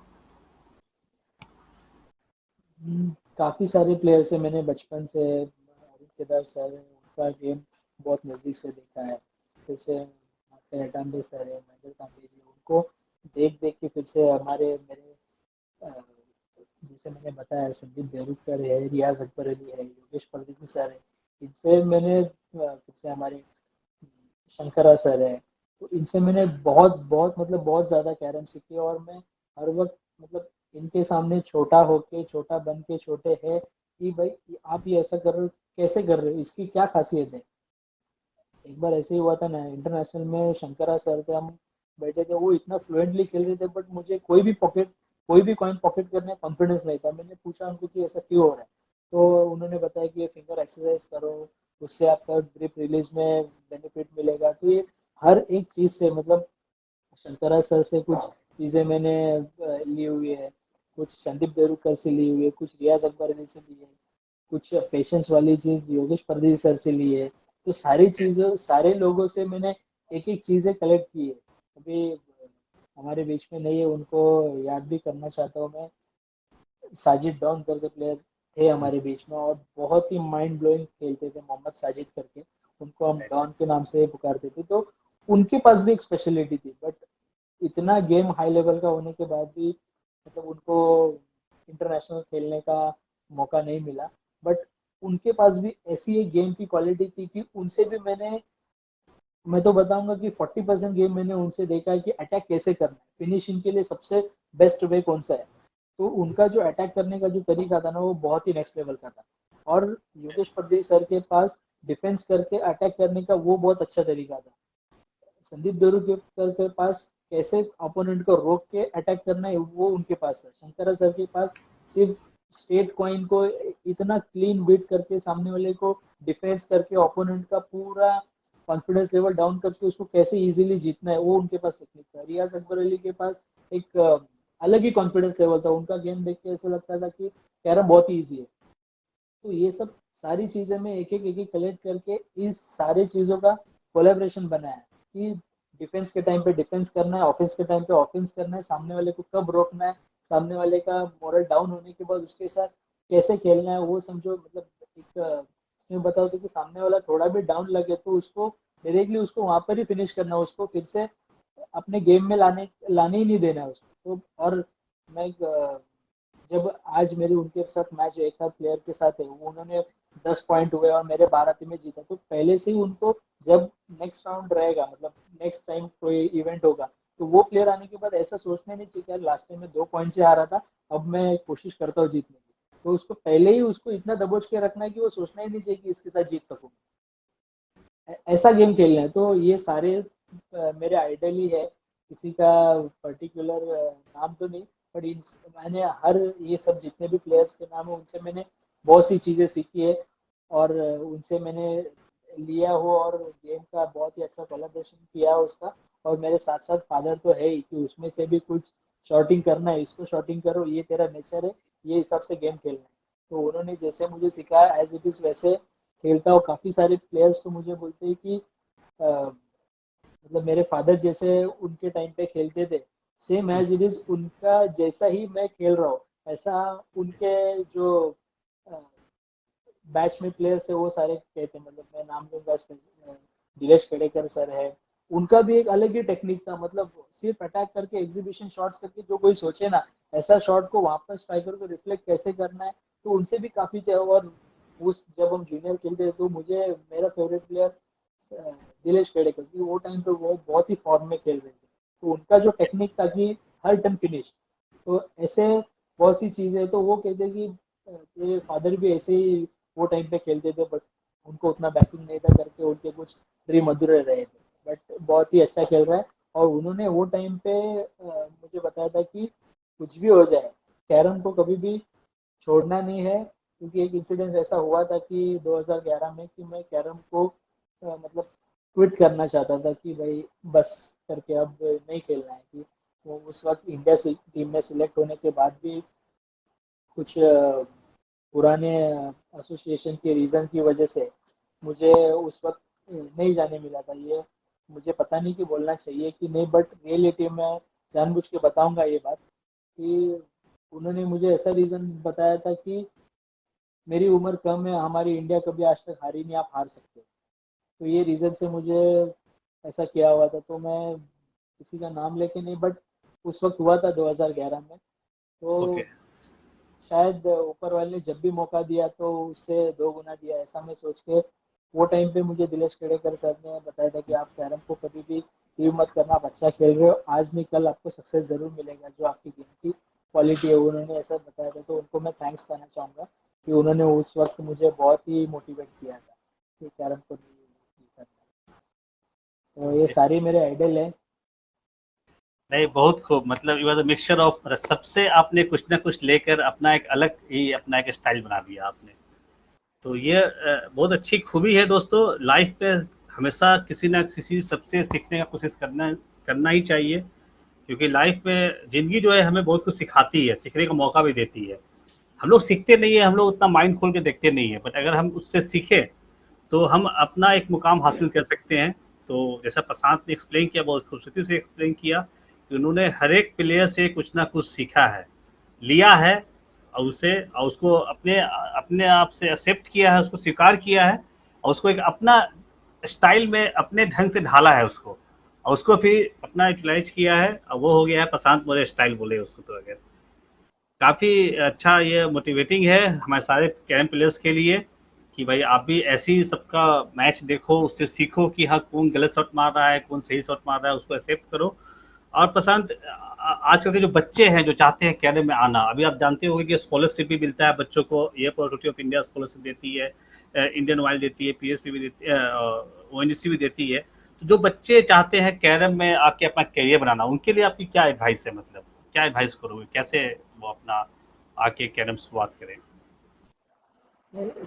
सबसे पहले तो मैं उनको कहूँगा कि आप एज अ करियर करके कैरम को देखें, क्योंकि वाकई में बहुत अच्छा फ्यूचर है कैरम में। मतलब स्पोर्ट्स कोटा रिक्रूटेड जॉब्स मिलते हैं, एजुकेशन तो ज़रूरी है साथ में, बट एजुकेशन में भी इतना कंपटीशन लेवल है कि आप कोई भी मतलब बोल नहीं सकता रेटिंग में कि भाई ये एजुकेशन कंप्लीट होने के बाद आपको ये जॉब मिलेगा, आप वेल सेटल 101% हो जाओगे। आपको एजुकेशन के साथ कोई तो खेल की भी एक साथ होनी चाहिए, उसकी वजह से आपको फ्यूचर में बहुत ही बेनिफिट मिलता है। उसका पर्टिकुलर कोटा होता है, स्पोर्ट्स कोटा रिक्रूटर होता है, उससे आपको यस। एजुकेशन और ये दोनों साथ में रहेगी तो आपको फ्यूचर बनाने में बहुत बेनिफिट होती है। या तो फिर 10th कंप्लीट होने के बाद आप कैरम प्लेयर हो, नेशनल लेवल के प्लेयर हो, स्टेट लेवल के प्लेयर हो, तो आपको उसमें से 10th में मार्क्स मिलते हैं, 12th में मार्क्स मिलते हैं। Right, right. फिर से उसके बाद आपको इंजीनियरिंग कॉलेज में जाना है या कहीं पे भी जाना, तो उस जो सर्टिफिकेट है उसका वेटेज मिलता है, आपको डोनेशन नहीं भरना पड़ता। तो ये सारी चीजें बहुत ही इंपॉर्टेंट है, बहुत मायने करती है। कोई इसके बारे में सोचता नहीं है कि ये चीजें करेंगे तो क्या इसमें फ्यूचर है या नहीं है, बट एजुकेशन के साथ साथ ये भी चीजें होगी तो 101% आपको इसका इन फ्यूचर में आपको बेनिफिट मिलेगा और आपका इससे करियर हो सकता है। तो ये कैरम को एज अ करियर देखना चाहिए। और मैं स्पेशली कहूँगा कि क्यों देखना चाहिए कि आज कैरम, पहले 10 साल पुराना कैरम और आज 10 साल के बाद का कैरम बहुत जमीन आसमान का फर्क है। हमारे स्पेशल मैं थैंक्स कहना चाहूँगा कि हमारे आरोग्यदास सर है जो महाराष्ट्र में, उन्होंने कैरम को इतना यूजली मतलब पब्लिश किया है कि आज हम सारे कैरम खिलाड़ियों के लोग जानते हैं, यूट्यूब के इससे बोलो या तो फिर हम एक साल में 16 टूर्नामेंट्स खेलते हैं स्टेट लेवल की। ये बहुत ही मतलब इतना कि हम हर महीने एक आध दो टूर्नामेंट तो होती है हर 15 दिन में ये होने। तो इस सब चीज़ों से इतना गेम डेवलप होता है, इतना गेम पॉलिश होता है कि हम नेशनल लेवल में जितना हमारा गेम एक्चुअल गेम है उससे भी हम 4 गुना गेम को पॉलिश करके वहाँ पर नेशनल लेवल में पार्टिसिपेट करते हैं। तो मैं मोस्टली आपने देखा होगा स्टेट मतलब नेशनल की टीम में, मतलब इंडियन टीम में मैक्सिमम प्लेयर स्टेट के होते हैं, क्योंकि इतना कंपटीशन लेवल है और इतना टूर्नामेंट होता है कि हमारा काफी गेम डेवलप होता है। सारे प्लेयर्स, बहुत से ऐसे प्लेयर है महाराष्ट्र में। तो मैं स्पेशली अरुण केदार सर को थैंक्स कहना चाहूंगा कि आपकी वजह से इतने टूर्नामेंट्स होने की वजह से स्पोर्ट्स कोटा जॉब निकलते हैं। ये टूर्नामेंट होगी नहीं तो कोई भी कंपनी प्लेयर्स को क्यों लेगी। तो ये सिर्फ आप टूर्नामेंट लेते हो, इतने हमें खेलने का मौका मिलता है, हमें गेम डेवलप करने का मौका मिलता है, सीखने मिलता है, और हमें जीत की एक आस होती है कि नहीं ये टूर्नामेंट मुझे जीतना है। ये टूर्नामेंट ऑर्गेनाइज होगा ही नहीं तो हम जीतने के बारे में सोचेंगे कैसे। तो मैं उनको फिर से एक बार दिल से थैंक्स कहना चाहूंगा कि आपकी वजह से हम आज जो भी है सारे खिलाड़ी कैरम, सारे खिलाड़ियों की तरफ से मैं थैंक्स कहना चाहूंगा कि आप लोगों की पूरी टीम आपकी जो काम कर रही है, आपके एसोसिएट की जितनी भी बॉडी है, उनकी सारी वजह से हम सारे खिलाड़ी आज वेल सेटल है और एक अलग ही पहचान है। तो बहुत ही उन्होंने मेहनत की, हमने तो हमारी आंखों से देखा हुआ है। हमें कैश अवार्ड मिलने की चीज हो या टूर्नामेंट लेने की चीज हो या इंटरनेशनल में हमें पार्टिसिपेट करना हो, उस वक्त की चीज हो कि वहाँ पर कैसे हमें जाना है। ये मैं सिर्फ स्टेट लेवल की बात कर रहा हूँ, मैं इंटरनेशनल लेवल की फेडरेशन की बात करूंगा आगे, उनको भी थैंक्स कहना है मुझे। बट मैं ये जहाँ से हम आए, हमें कोई भी चीज करनी हो उनसे भाई, उनसे हम परमिशन लेके करते कि वो हमें कभी गलत राय नहीं देते, कभी कैसे आगे जाना है, ये वे परफेक्ट है, आपको वहां पर पहुंचना है। कभी कैरम की कोई दिक्कत हो तो हम उनसे डायरेक्टली पूछते हैं कि सर ऐसा ऐसा मेरे साथ में हो रहा है। तो ऐसा नहीं कि वो महाराष्ट्र कैरम एसोसिएशन के सेक्रेटरी है तो ये खिलाड़ी गेम के बारे में क्या, वो हमें उतने ही लो लेवल पे जाके ये कैरम का कैसे फिनिश करना है, आपके दिमाग में क्या हुआ है, क्या चल रहा है, आप क्यों हार रहे हो, ये भी हमें वो खुद आके बताते। ऐसे नहीं कि हम पूछने पे तो बताएंगे, बट वो सामने से आके बताते कि ऐसा ऐसा खेला करके ये हुआ। बल्कि उनको उतना यहाँ पर फोकस करना भी मतलब कि बाबा ये क्यों हारा है, उनसे कोई भी मतलब नहीं होता है। बट वो खुद आके कि ये नहीं, हारना नहीं चाहिए, ये आप इस वजह से हारे, ये सेम गलती आपकी दोबारा नहीं होनी चाहिए। तो इतना मतलब इतनी बारीकियों से वो ध्यान देते हैं हर कैरम प्लेयर पे। तो मैं उनको मैं दिल से बहुत शुक्रिया करना चाहता हूँ। आज आप लोग की वजह से हम सारे कैरम प्लेयर हैं, हम इंटरनेशनल आप लोग की वजह से प्लेयर बने। वहां पर जाके हमें पता है कि हमारे नारायण सर है, भारती मैम है, उनको पता है कि हमने आंखों से देखा है कि कितनी दिक्कतें आती है इंटरनेशनल टूर्नामेंट खेलने में। हमारे वीजा से लेके हर चीज में कितनी रुकावट आती है, बट उसमें हर चीज का एकदम राइट वे निकाल के हमें वहां पर कैसे पहुंचाना है, हमें कैसे खिलाना है और वहां से कैसे कैश अवार्ड तक का लेना है।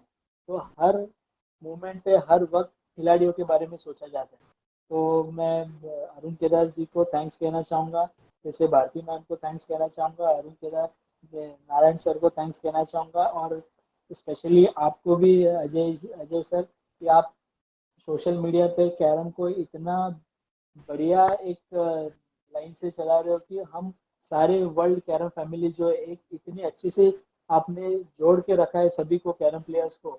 आज ये पेंडेमिक के टाइम पे सिर्फ लोगों के दिमाग में यही चल रहा है कि हमें सिर्फ कैसे गुजारा करना है, और उसके साथ साथ थोड़ा सा एक रिफ्रेश माइंड के लिए आपने सारे कैरम प्लेयर्स को एक नया इवेंट आपने शुरू किया है। वो बहुत ही अच्छा रिस्पांस आएगा 101%। हम सभी खिलाड़ी आपके साथ में है और सबको अपने जोड़ के रखा है, उसके लिए आपको भी थैंक्स कहना चाहता हूँ। नहीं नहीं, आपका स्वागत है प्रशांत। एक छोटा सा प्रयास है, नो डाउट। दोस्तों दोस्तों मैं बताना चाहूँगा, Mr B D Narayan sir है, इंटरनेशनल कैरम फेडरेशन के जनरल सेक्रेटरी हैं, और मिसेज भारती नारायण है जो कि ऑल इंडिया कैरम फेडरेशन की जनरल सेक्रेटरी है।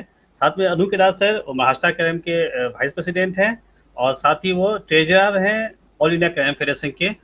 काफ़ी सपोर्टिव हैं प्लेयर्स के लिए। प्रशांत मोरे उन्हीं का बात कर रहे थे अभी, तो वो शॉर्ट में बता रहे थे, मैंने आपको पूरा नाम बताया, उनका पूरा बताया, एक्सप्लेन हाँ किया। हाँ, हाँ, तो कि वो अनु केदार हमने से। तो उनका, नहीं मैं आपको बीच में आपको बोलता हूँ, हमने कभी ये सोचा ही नहीं है कि वो कैरम के हम वो उनके साथ हमारा इतना फैमिली जैसा रिलेशन है कि राइट। उनका वहाँ पर डेजिग्नेशन क्या है, वो क्या कर रहे हैं, बस हमारी कुछ भी प्रॉब्लम हो जाए इनको पकड़ना है, ये सॉल्व करके देंगे गारंटेड। तो हमें राइट। बॉम्बे से भी दिल्ली जाना पड़े या उनको यहाँ से ही फोन करके ये ऐसा ऐसा प्रॉब्लम नहीं सॉल्व, तो हमें सोचा ही नहीं कि ये हमारे ट्रेजरर है। मतलब उनका फोन आते हैं, हाँ बेटा बोलो, मतलब हाँ। इतना क्लोज है सारे खिलाड़ियों से। तो बहुत ही अच्छा उन्होंने खिलाड़ियों से रिलेशन मेंटेन भी किया हुआ नहीं नहीं, वो काफ़ी अच्छा है। जो गार्जियन, कोई भी खिलाड़ी तभी भर पाता है जब उनको गार्जियन, मतलब मैनेजमेंट की तरफ से, जो भी संघ है या महासंघ है, मैनेजमेंट की तरफ से उनको अपना अच्छा बर्ताव मिले, उनको लगे कि हाँ मतलब उनका खुद का मतलब खिलाड़ी है और उनके हेल्प के लिए वो रहे, तभी वो खिलाड़ी लोग भी आगे बढ़ पाते हैं।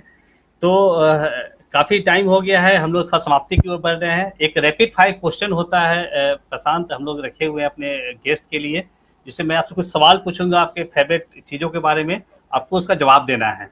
इसके बाद हम लोग ऑडियंस है। के भी कुछ सवाल हैं, अगर आप चाहो तो मैं ऑडियंस के कुछ सवाल ले सकता हूं, अगर आपके पास आप अलाउ करो तो जरूर।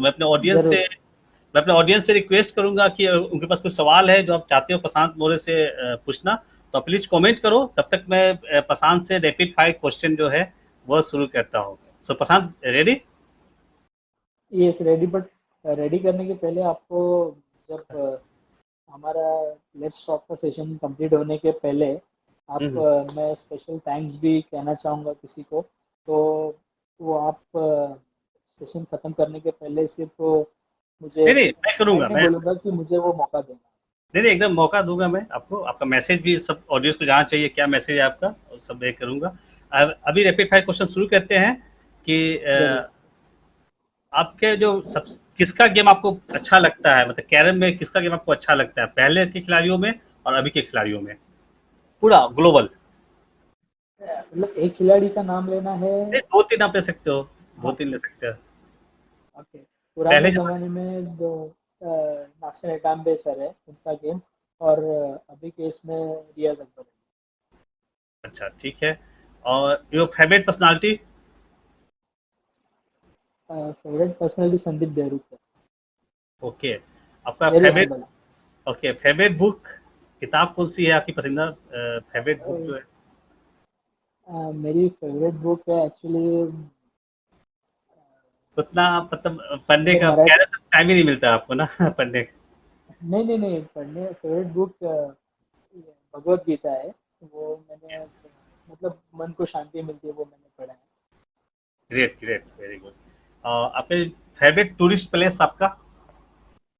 मालदीव। अच्छा, मालदीव साहब गए भी थे 2014 में, तो काफी इंजॉय किया होगा आपने वहाँ पे। हाँ। Okay. Your favourite movie? Vaastav. Vaastav, Sanjay Dutt. Okay. Favourite songs, song? Favourite song है मेरा जो मैंने अभी गाया, वो बहुत मीनिंगफुल लगता है मुझे करके, वो गाना मेरा फेवरेट है, और स्पेशली बेबी होने के बाद वो ज़्यादा पसंद okay great. Your favourite hero, actor, है। संजय दत्त। एक्ट्रेस? एक्ट्रेस नहीं कोई। अच्छा, कोई भी नहीं है। अच्छा, कैरम के खिलाड़ी को छोड़ दे तो बाकी किस कौन सा गेम आपका पसंदीदा, मतलब योर फेवरेट गेम है कैरम के अलावे, जो आप देखना चाहते नहीं, हो? कोई नहीं।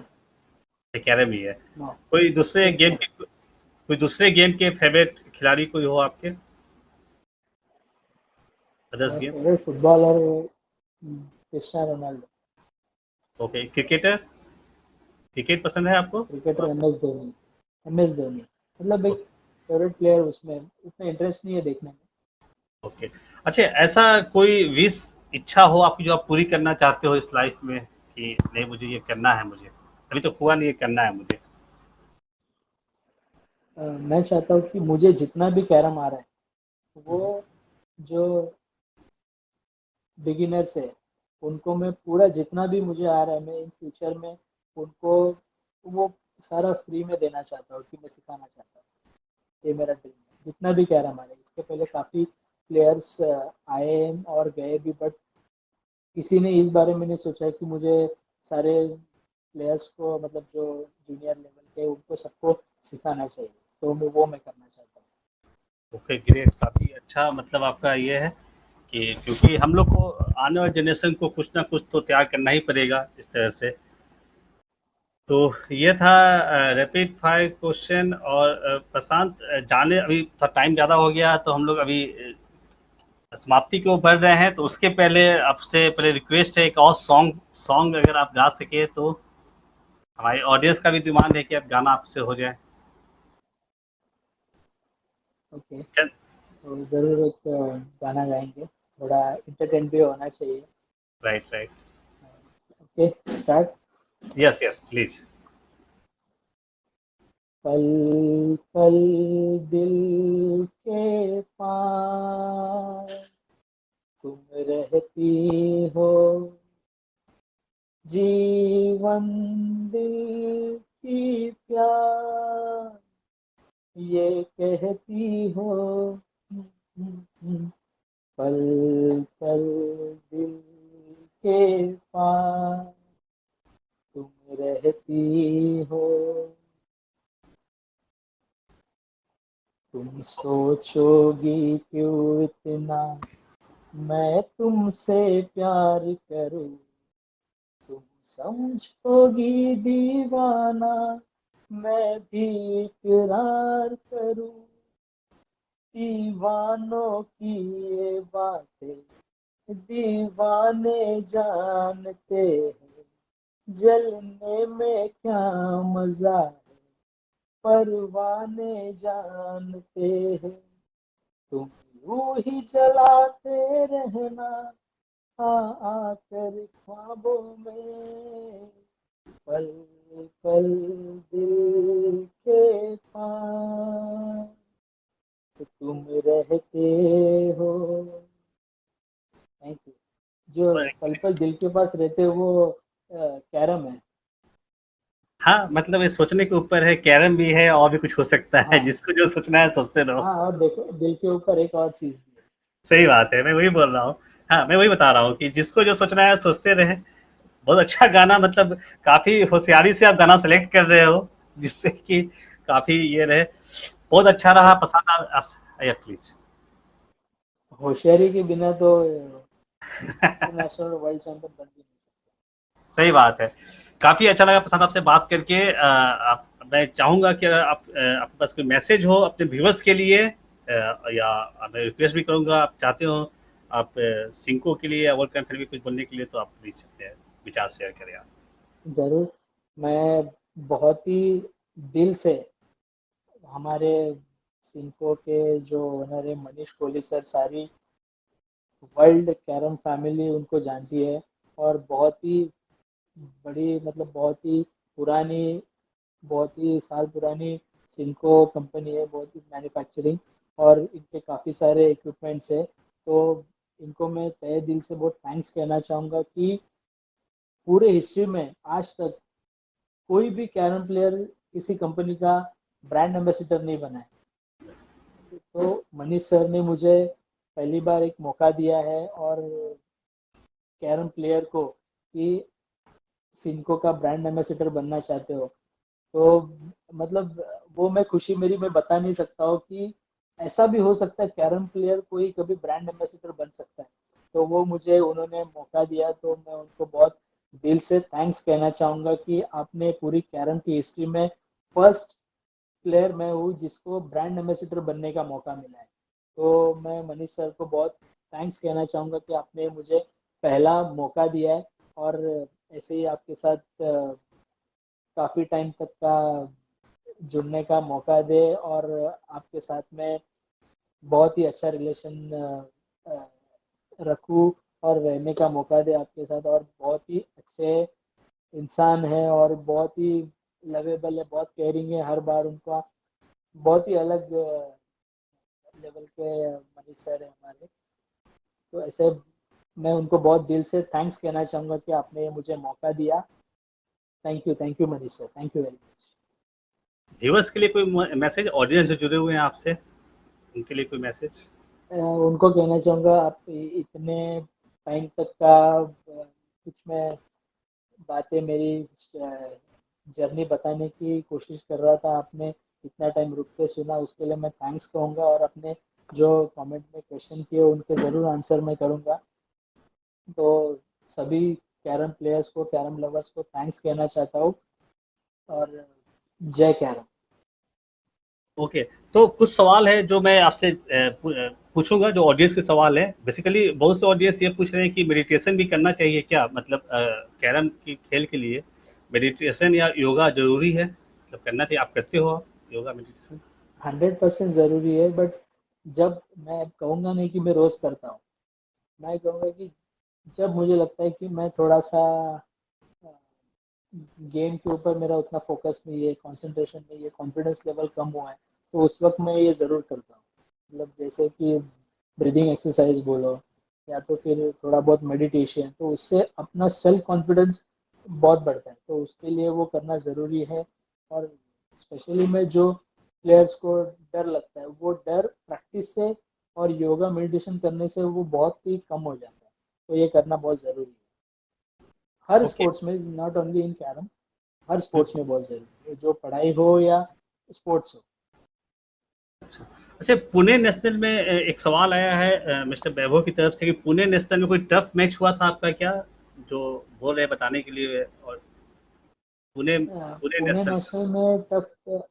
हाँ, हमारे जो 24 बार के स्टेट चैंपियन है पंकज पवार, उनके साथ में बहुत ही इंटरेस्टिंग मैच हुआ था क्वार्टर फाइनल।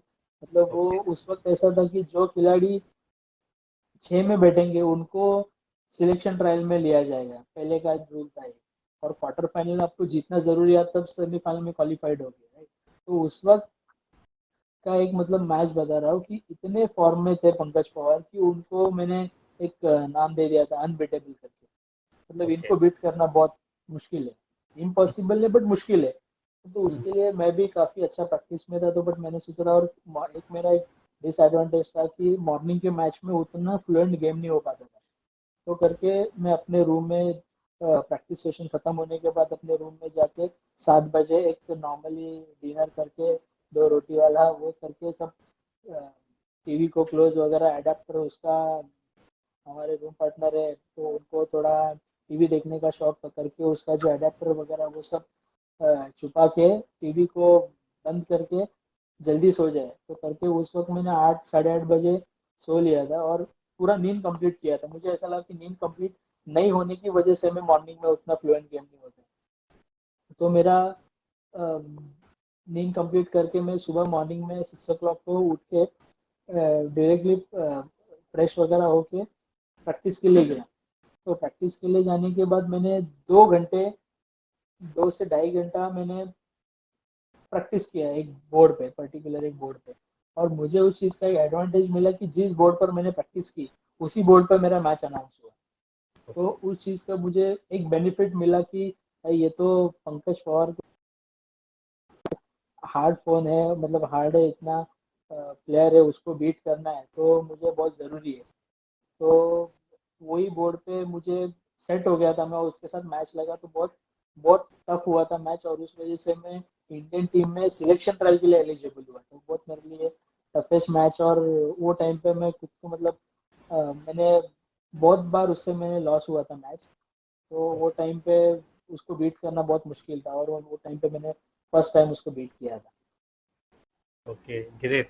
अच्छा, स्ट्राइकर के बारे में बहुत से ऑडियंस सवाल कर रहे हैं कि स्ट्राइकर कैसा होना चाहिए, किस तरह का होना चाहिए, तो उस पे आप क्या बोलोगे, आपका क्या विचार है, जो बिगनर हैं, कैरम प्ले जो स्टार्ट करना चाहते हैं, शुरू करना चाहते हैं, तो कैसा वो बॉल स्ट्राइकर है, बेटर ले, क्या इस तरह का कुछ सवाल आ रहा है। नहीं, स्ट्राइकर स्ट्राइकर तो ठीक है। स्ट्राइकर तो कोई भी स्ट्राइकर से पर्टिकुलर खेल सकते हो। ओके। तो स्ट्राइकर का कुछ इतना मायने नहीं करता है, आपको कौन सा स्ट्राइकर पसंद है ये बहुत मायने करता है। आप कौन से स्ट्राइकर से सेटिस्फाइड हो कि भाई ये स्ट्राइकर से मैं अच्छा खेलता हूँ, ये स्ट्राइकर से मैं सेटिस्फाइड हूँ, तो वो स्ट्राइकर से आदमी खेलना चाहिए। ओके। सो ऑडियंस, जैसा कि प्रसाद ने बोला कि आपका स्ट्राइकर आपके ग्रिप पे सेट, जो आपको सेट हो जाए उसी से आप खेलो, ऐसा कुछ नहीं है कि आपको इससे ही खेलना है। और एक सवाल और था, अगर ओवरऑल बात करें, मतलब आपके जो गेम है ये कैरम का, ये आप किसको डेडिकेट करना चाहोगे आप।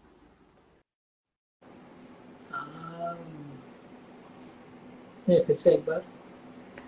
आपका जो कैरम का गेम है, ये कैरम जो है, हाँ, ये किसको डेडिकेट करना चाहोगे आप।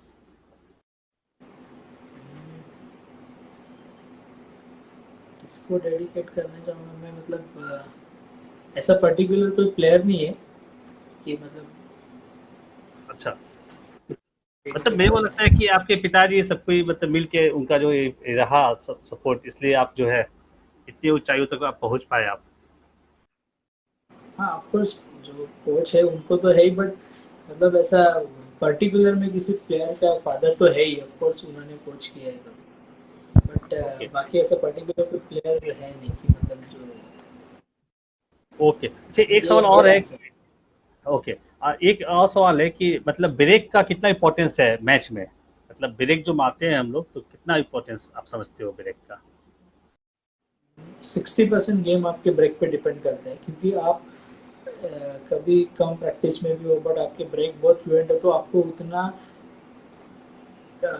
लॉन्ग पॉइंट को हिट हिट करने का उतना मौका नहीं आता है। तो ब्रेक मतलब इजीली, जैसे कि 8 ब्रेक का एक गेम होता है राइट, तो 8 ब्रेक में 4 ब्रेक हमारा होता है, 4 ब्रेक ओपोनेंट का होता है। राइट। तो एक इजी आपको मेथड बताना चाहूँगा मैं सारे बिगिनर्स प्लेयर से उनको, कि हमारे ब्रेक में एटलीस्ट मिनिमम हम 6 का बोर्ड तो लेना ही चाहिए, मिनिमम 6 का बोर्ड।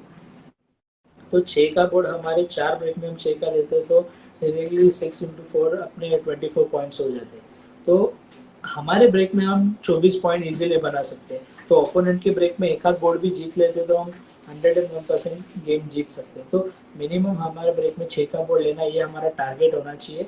उसके लिए हमारा ब्रेक स्ट्रॉन्ग भी होना चाहिए कि ब्रेक आते ही क्वीन सामने आनी चाहिए, क्वीन को पॉकेट करके क्वीन को पॉकेट करके जो बाकी डिफिकल्ट कॉइन है उसको रिलीज करके छोड़ना है, ओपोनेंट को क्रिटिकल सिचुएशन में डालना है। तो ये ब्रेक का टेक्निक होना चाहिए, और ब्रेक बहुत इंपॉर्टेंट है, ब्रेक का मैक्सिमम प्रैक्टिस करना चाहिए। मतलब जैसे कि नहीं, हमें पता है कि हमारे एग्जाम में ये क्वेश्चन आने वाला है, तो हम उसको बाइट नहीं करेंगे तो वो गलत है। तो पता है कि हर ब्रेक में वो सिचुएशन आने ही वाली है, तो उसको तो हमें फ्लुएंट करना ही है। सही बोला आपने, ब्रेक पे काम करना ही होगा। एक बात और, एक क्वेश्चन, बहुत अच्छा क्वेश्चन एक आया हुआ है कि आप कैरम को 10 साल बाद कितनी ऊंचाई पे देखना चाहते हैं? 10 साल के बाद मैं इतनी ऊंचाई पे देखना चाहता हूँ कि हर कैरम प्लेयर बहुत वेल सेटल हो, और हर कैरम प्लेयर जो नेशनल लेवल पे खेल रहा हो या इंटरनेशनल लेवल पे हो, हर प्लेयर अपनी कार लेके मैच में आए। Okay, driver. चलिए, मतलब इसको कैरम को जो है थोड़ा सा क्या बोलेंगे उसको, स्पॉन्सर ज़्यादा लाया जाए इसमें, कि सबको इस तरह का कैश प्राइज भी इसमें रिवॉर्ड मिल सके। So thank you so much Prashant. ऐसे क्वेश्चन तो बहुत है, बट हम लोग के पास टाइम की कमी है। मैं आपसे रिक्वेस्ट करूंगा कि फिर हम लोग जल्द नेक्स्ट मंथ में कभी इस तरह कोई प्रोग्राम और रखें, एक बार लाइव सेशन, क्योंकि आपकी जो अचीवमेंट्स है वो इतने हैं, और आपसे इतने ऑडियंस, आपके फैन फॉलोअर से इतना कुछ पूछना चाहते हैं, जानना चाहते हैं आपके बारे में, कि एक शो में ये पॉसिबल नहीं है कि हम लोग सब बातें कर सकें। तो मैं आपसे रिक्वेस्ट करूंगा कि हम लोग जल्दी फिर नेक्स्ट मंथ में या कभी भी एक बार फिर प्लानिंग करें, एक बार आप फिर आओ इस लेट्स टॉक शो में, और हम लोग बात करेंगे फिर। और आज आप आए हम लोग के साथ, ये जो लेट्स टॉक शो है सिंको एंड वेलकम फैमिली के द्वारा, तो आए आप, हमने पे बात किया, अपने लाइफ के बारे में बताया, काफ़ी अच्छा लगा, मुझे काफ़ी अच्छा लगा, मैंने काफ़ी एंजॉय किया आपसे बात करके, बहुत कुछ बातें मालूम चली आपके लाइफ के बारे में, कैरम के बारे में बहुत कुछ मालूम चला, टेक्निक्स, प्लेयर पर्सपेक्टिव से, और हमारे ऑडियंस भी काफ़ी एंजॉय किया, आपके जो आपने टिप्स दिया, जो आपने बताया, उससे उनको बहुत कुछ सीखने को मिला। आपका बहुत बहुत धन्यवाद प्रशांत, हमारे शो में आने के लिए। Thank you so much. मुझे भी पूरा फ्लैशबैक में गया ऐसा फील हुआ है। इसके लिए आपको भी अच्छा प्रोग्राम, और अच्छा आपने कोऑपरेट किया, उतना आदत नहीं है बोलने की, अच्छा आपने सपोर्ट करके मुझे मोटिवेट भी किया और कॉन्फिडेंस भी दिया, उसके लिए थैंक यू। और फिर से एक बार सारे कैरम प्लेयर्स को थैंक्स कहना चाहूँगा। फिर से हमारे महाराष्ट्र कैरम एसोसिएशन के अरुण केदार जी, उनको थैंक्स कहूँगा, उनकी पूरी टीम को, फिर से ऑल इंडिया कैरम फेडरेशन की पूरी टीम को, नारायण सर, भारती नारायण मैडम, सबको थैंक्स करना चाहूँगा। आपको और मनीष सर को फिर से एक बार थैंक यू। ऐसे ही हम कैरम वर्ल्ड फैमिली में जुड़े रहेंगे, हम एक दूसरे के साथ फैमिली जैसा ज़रूर, जब तक हम हैं, जब तक साथ में रहेंगे। Sure, definitely. जय कैरम प्रसाद। आप वहाँ से, हाँ, वहाँ से आप लीव कर सकते हो, लीव का ऑप्शन होगा आपको वहाँ लाइव से। Thank you, bye bye, take care, bye bye. हाँ, you too take. Stay safe.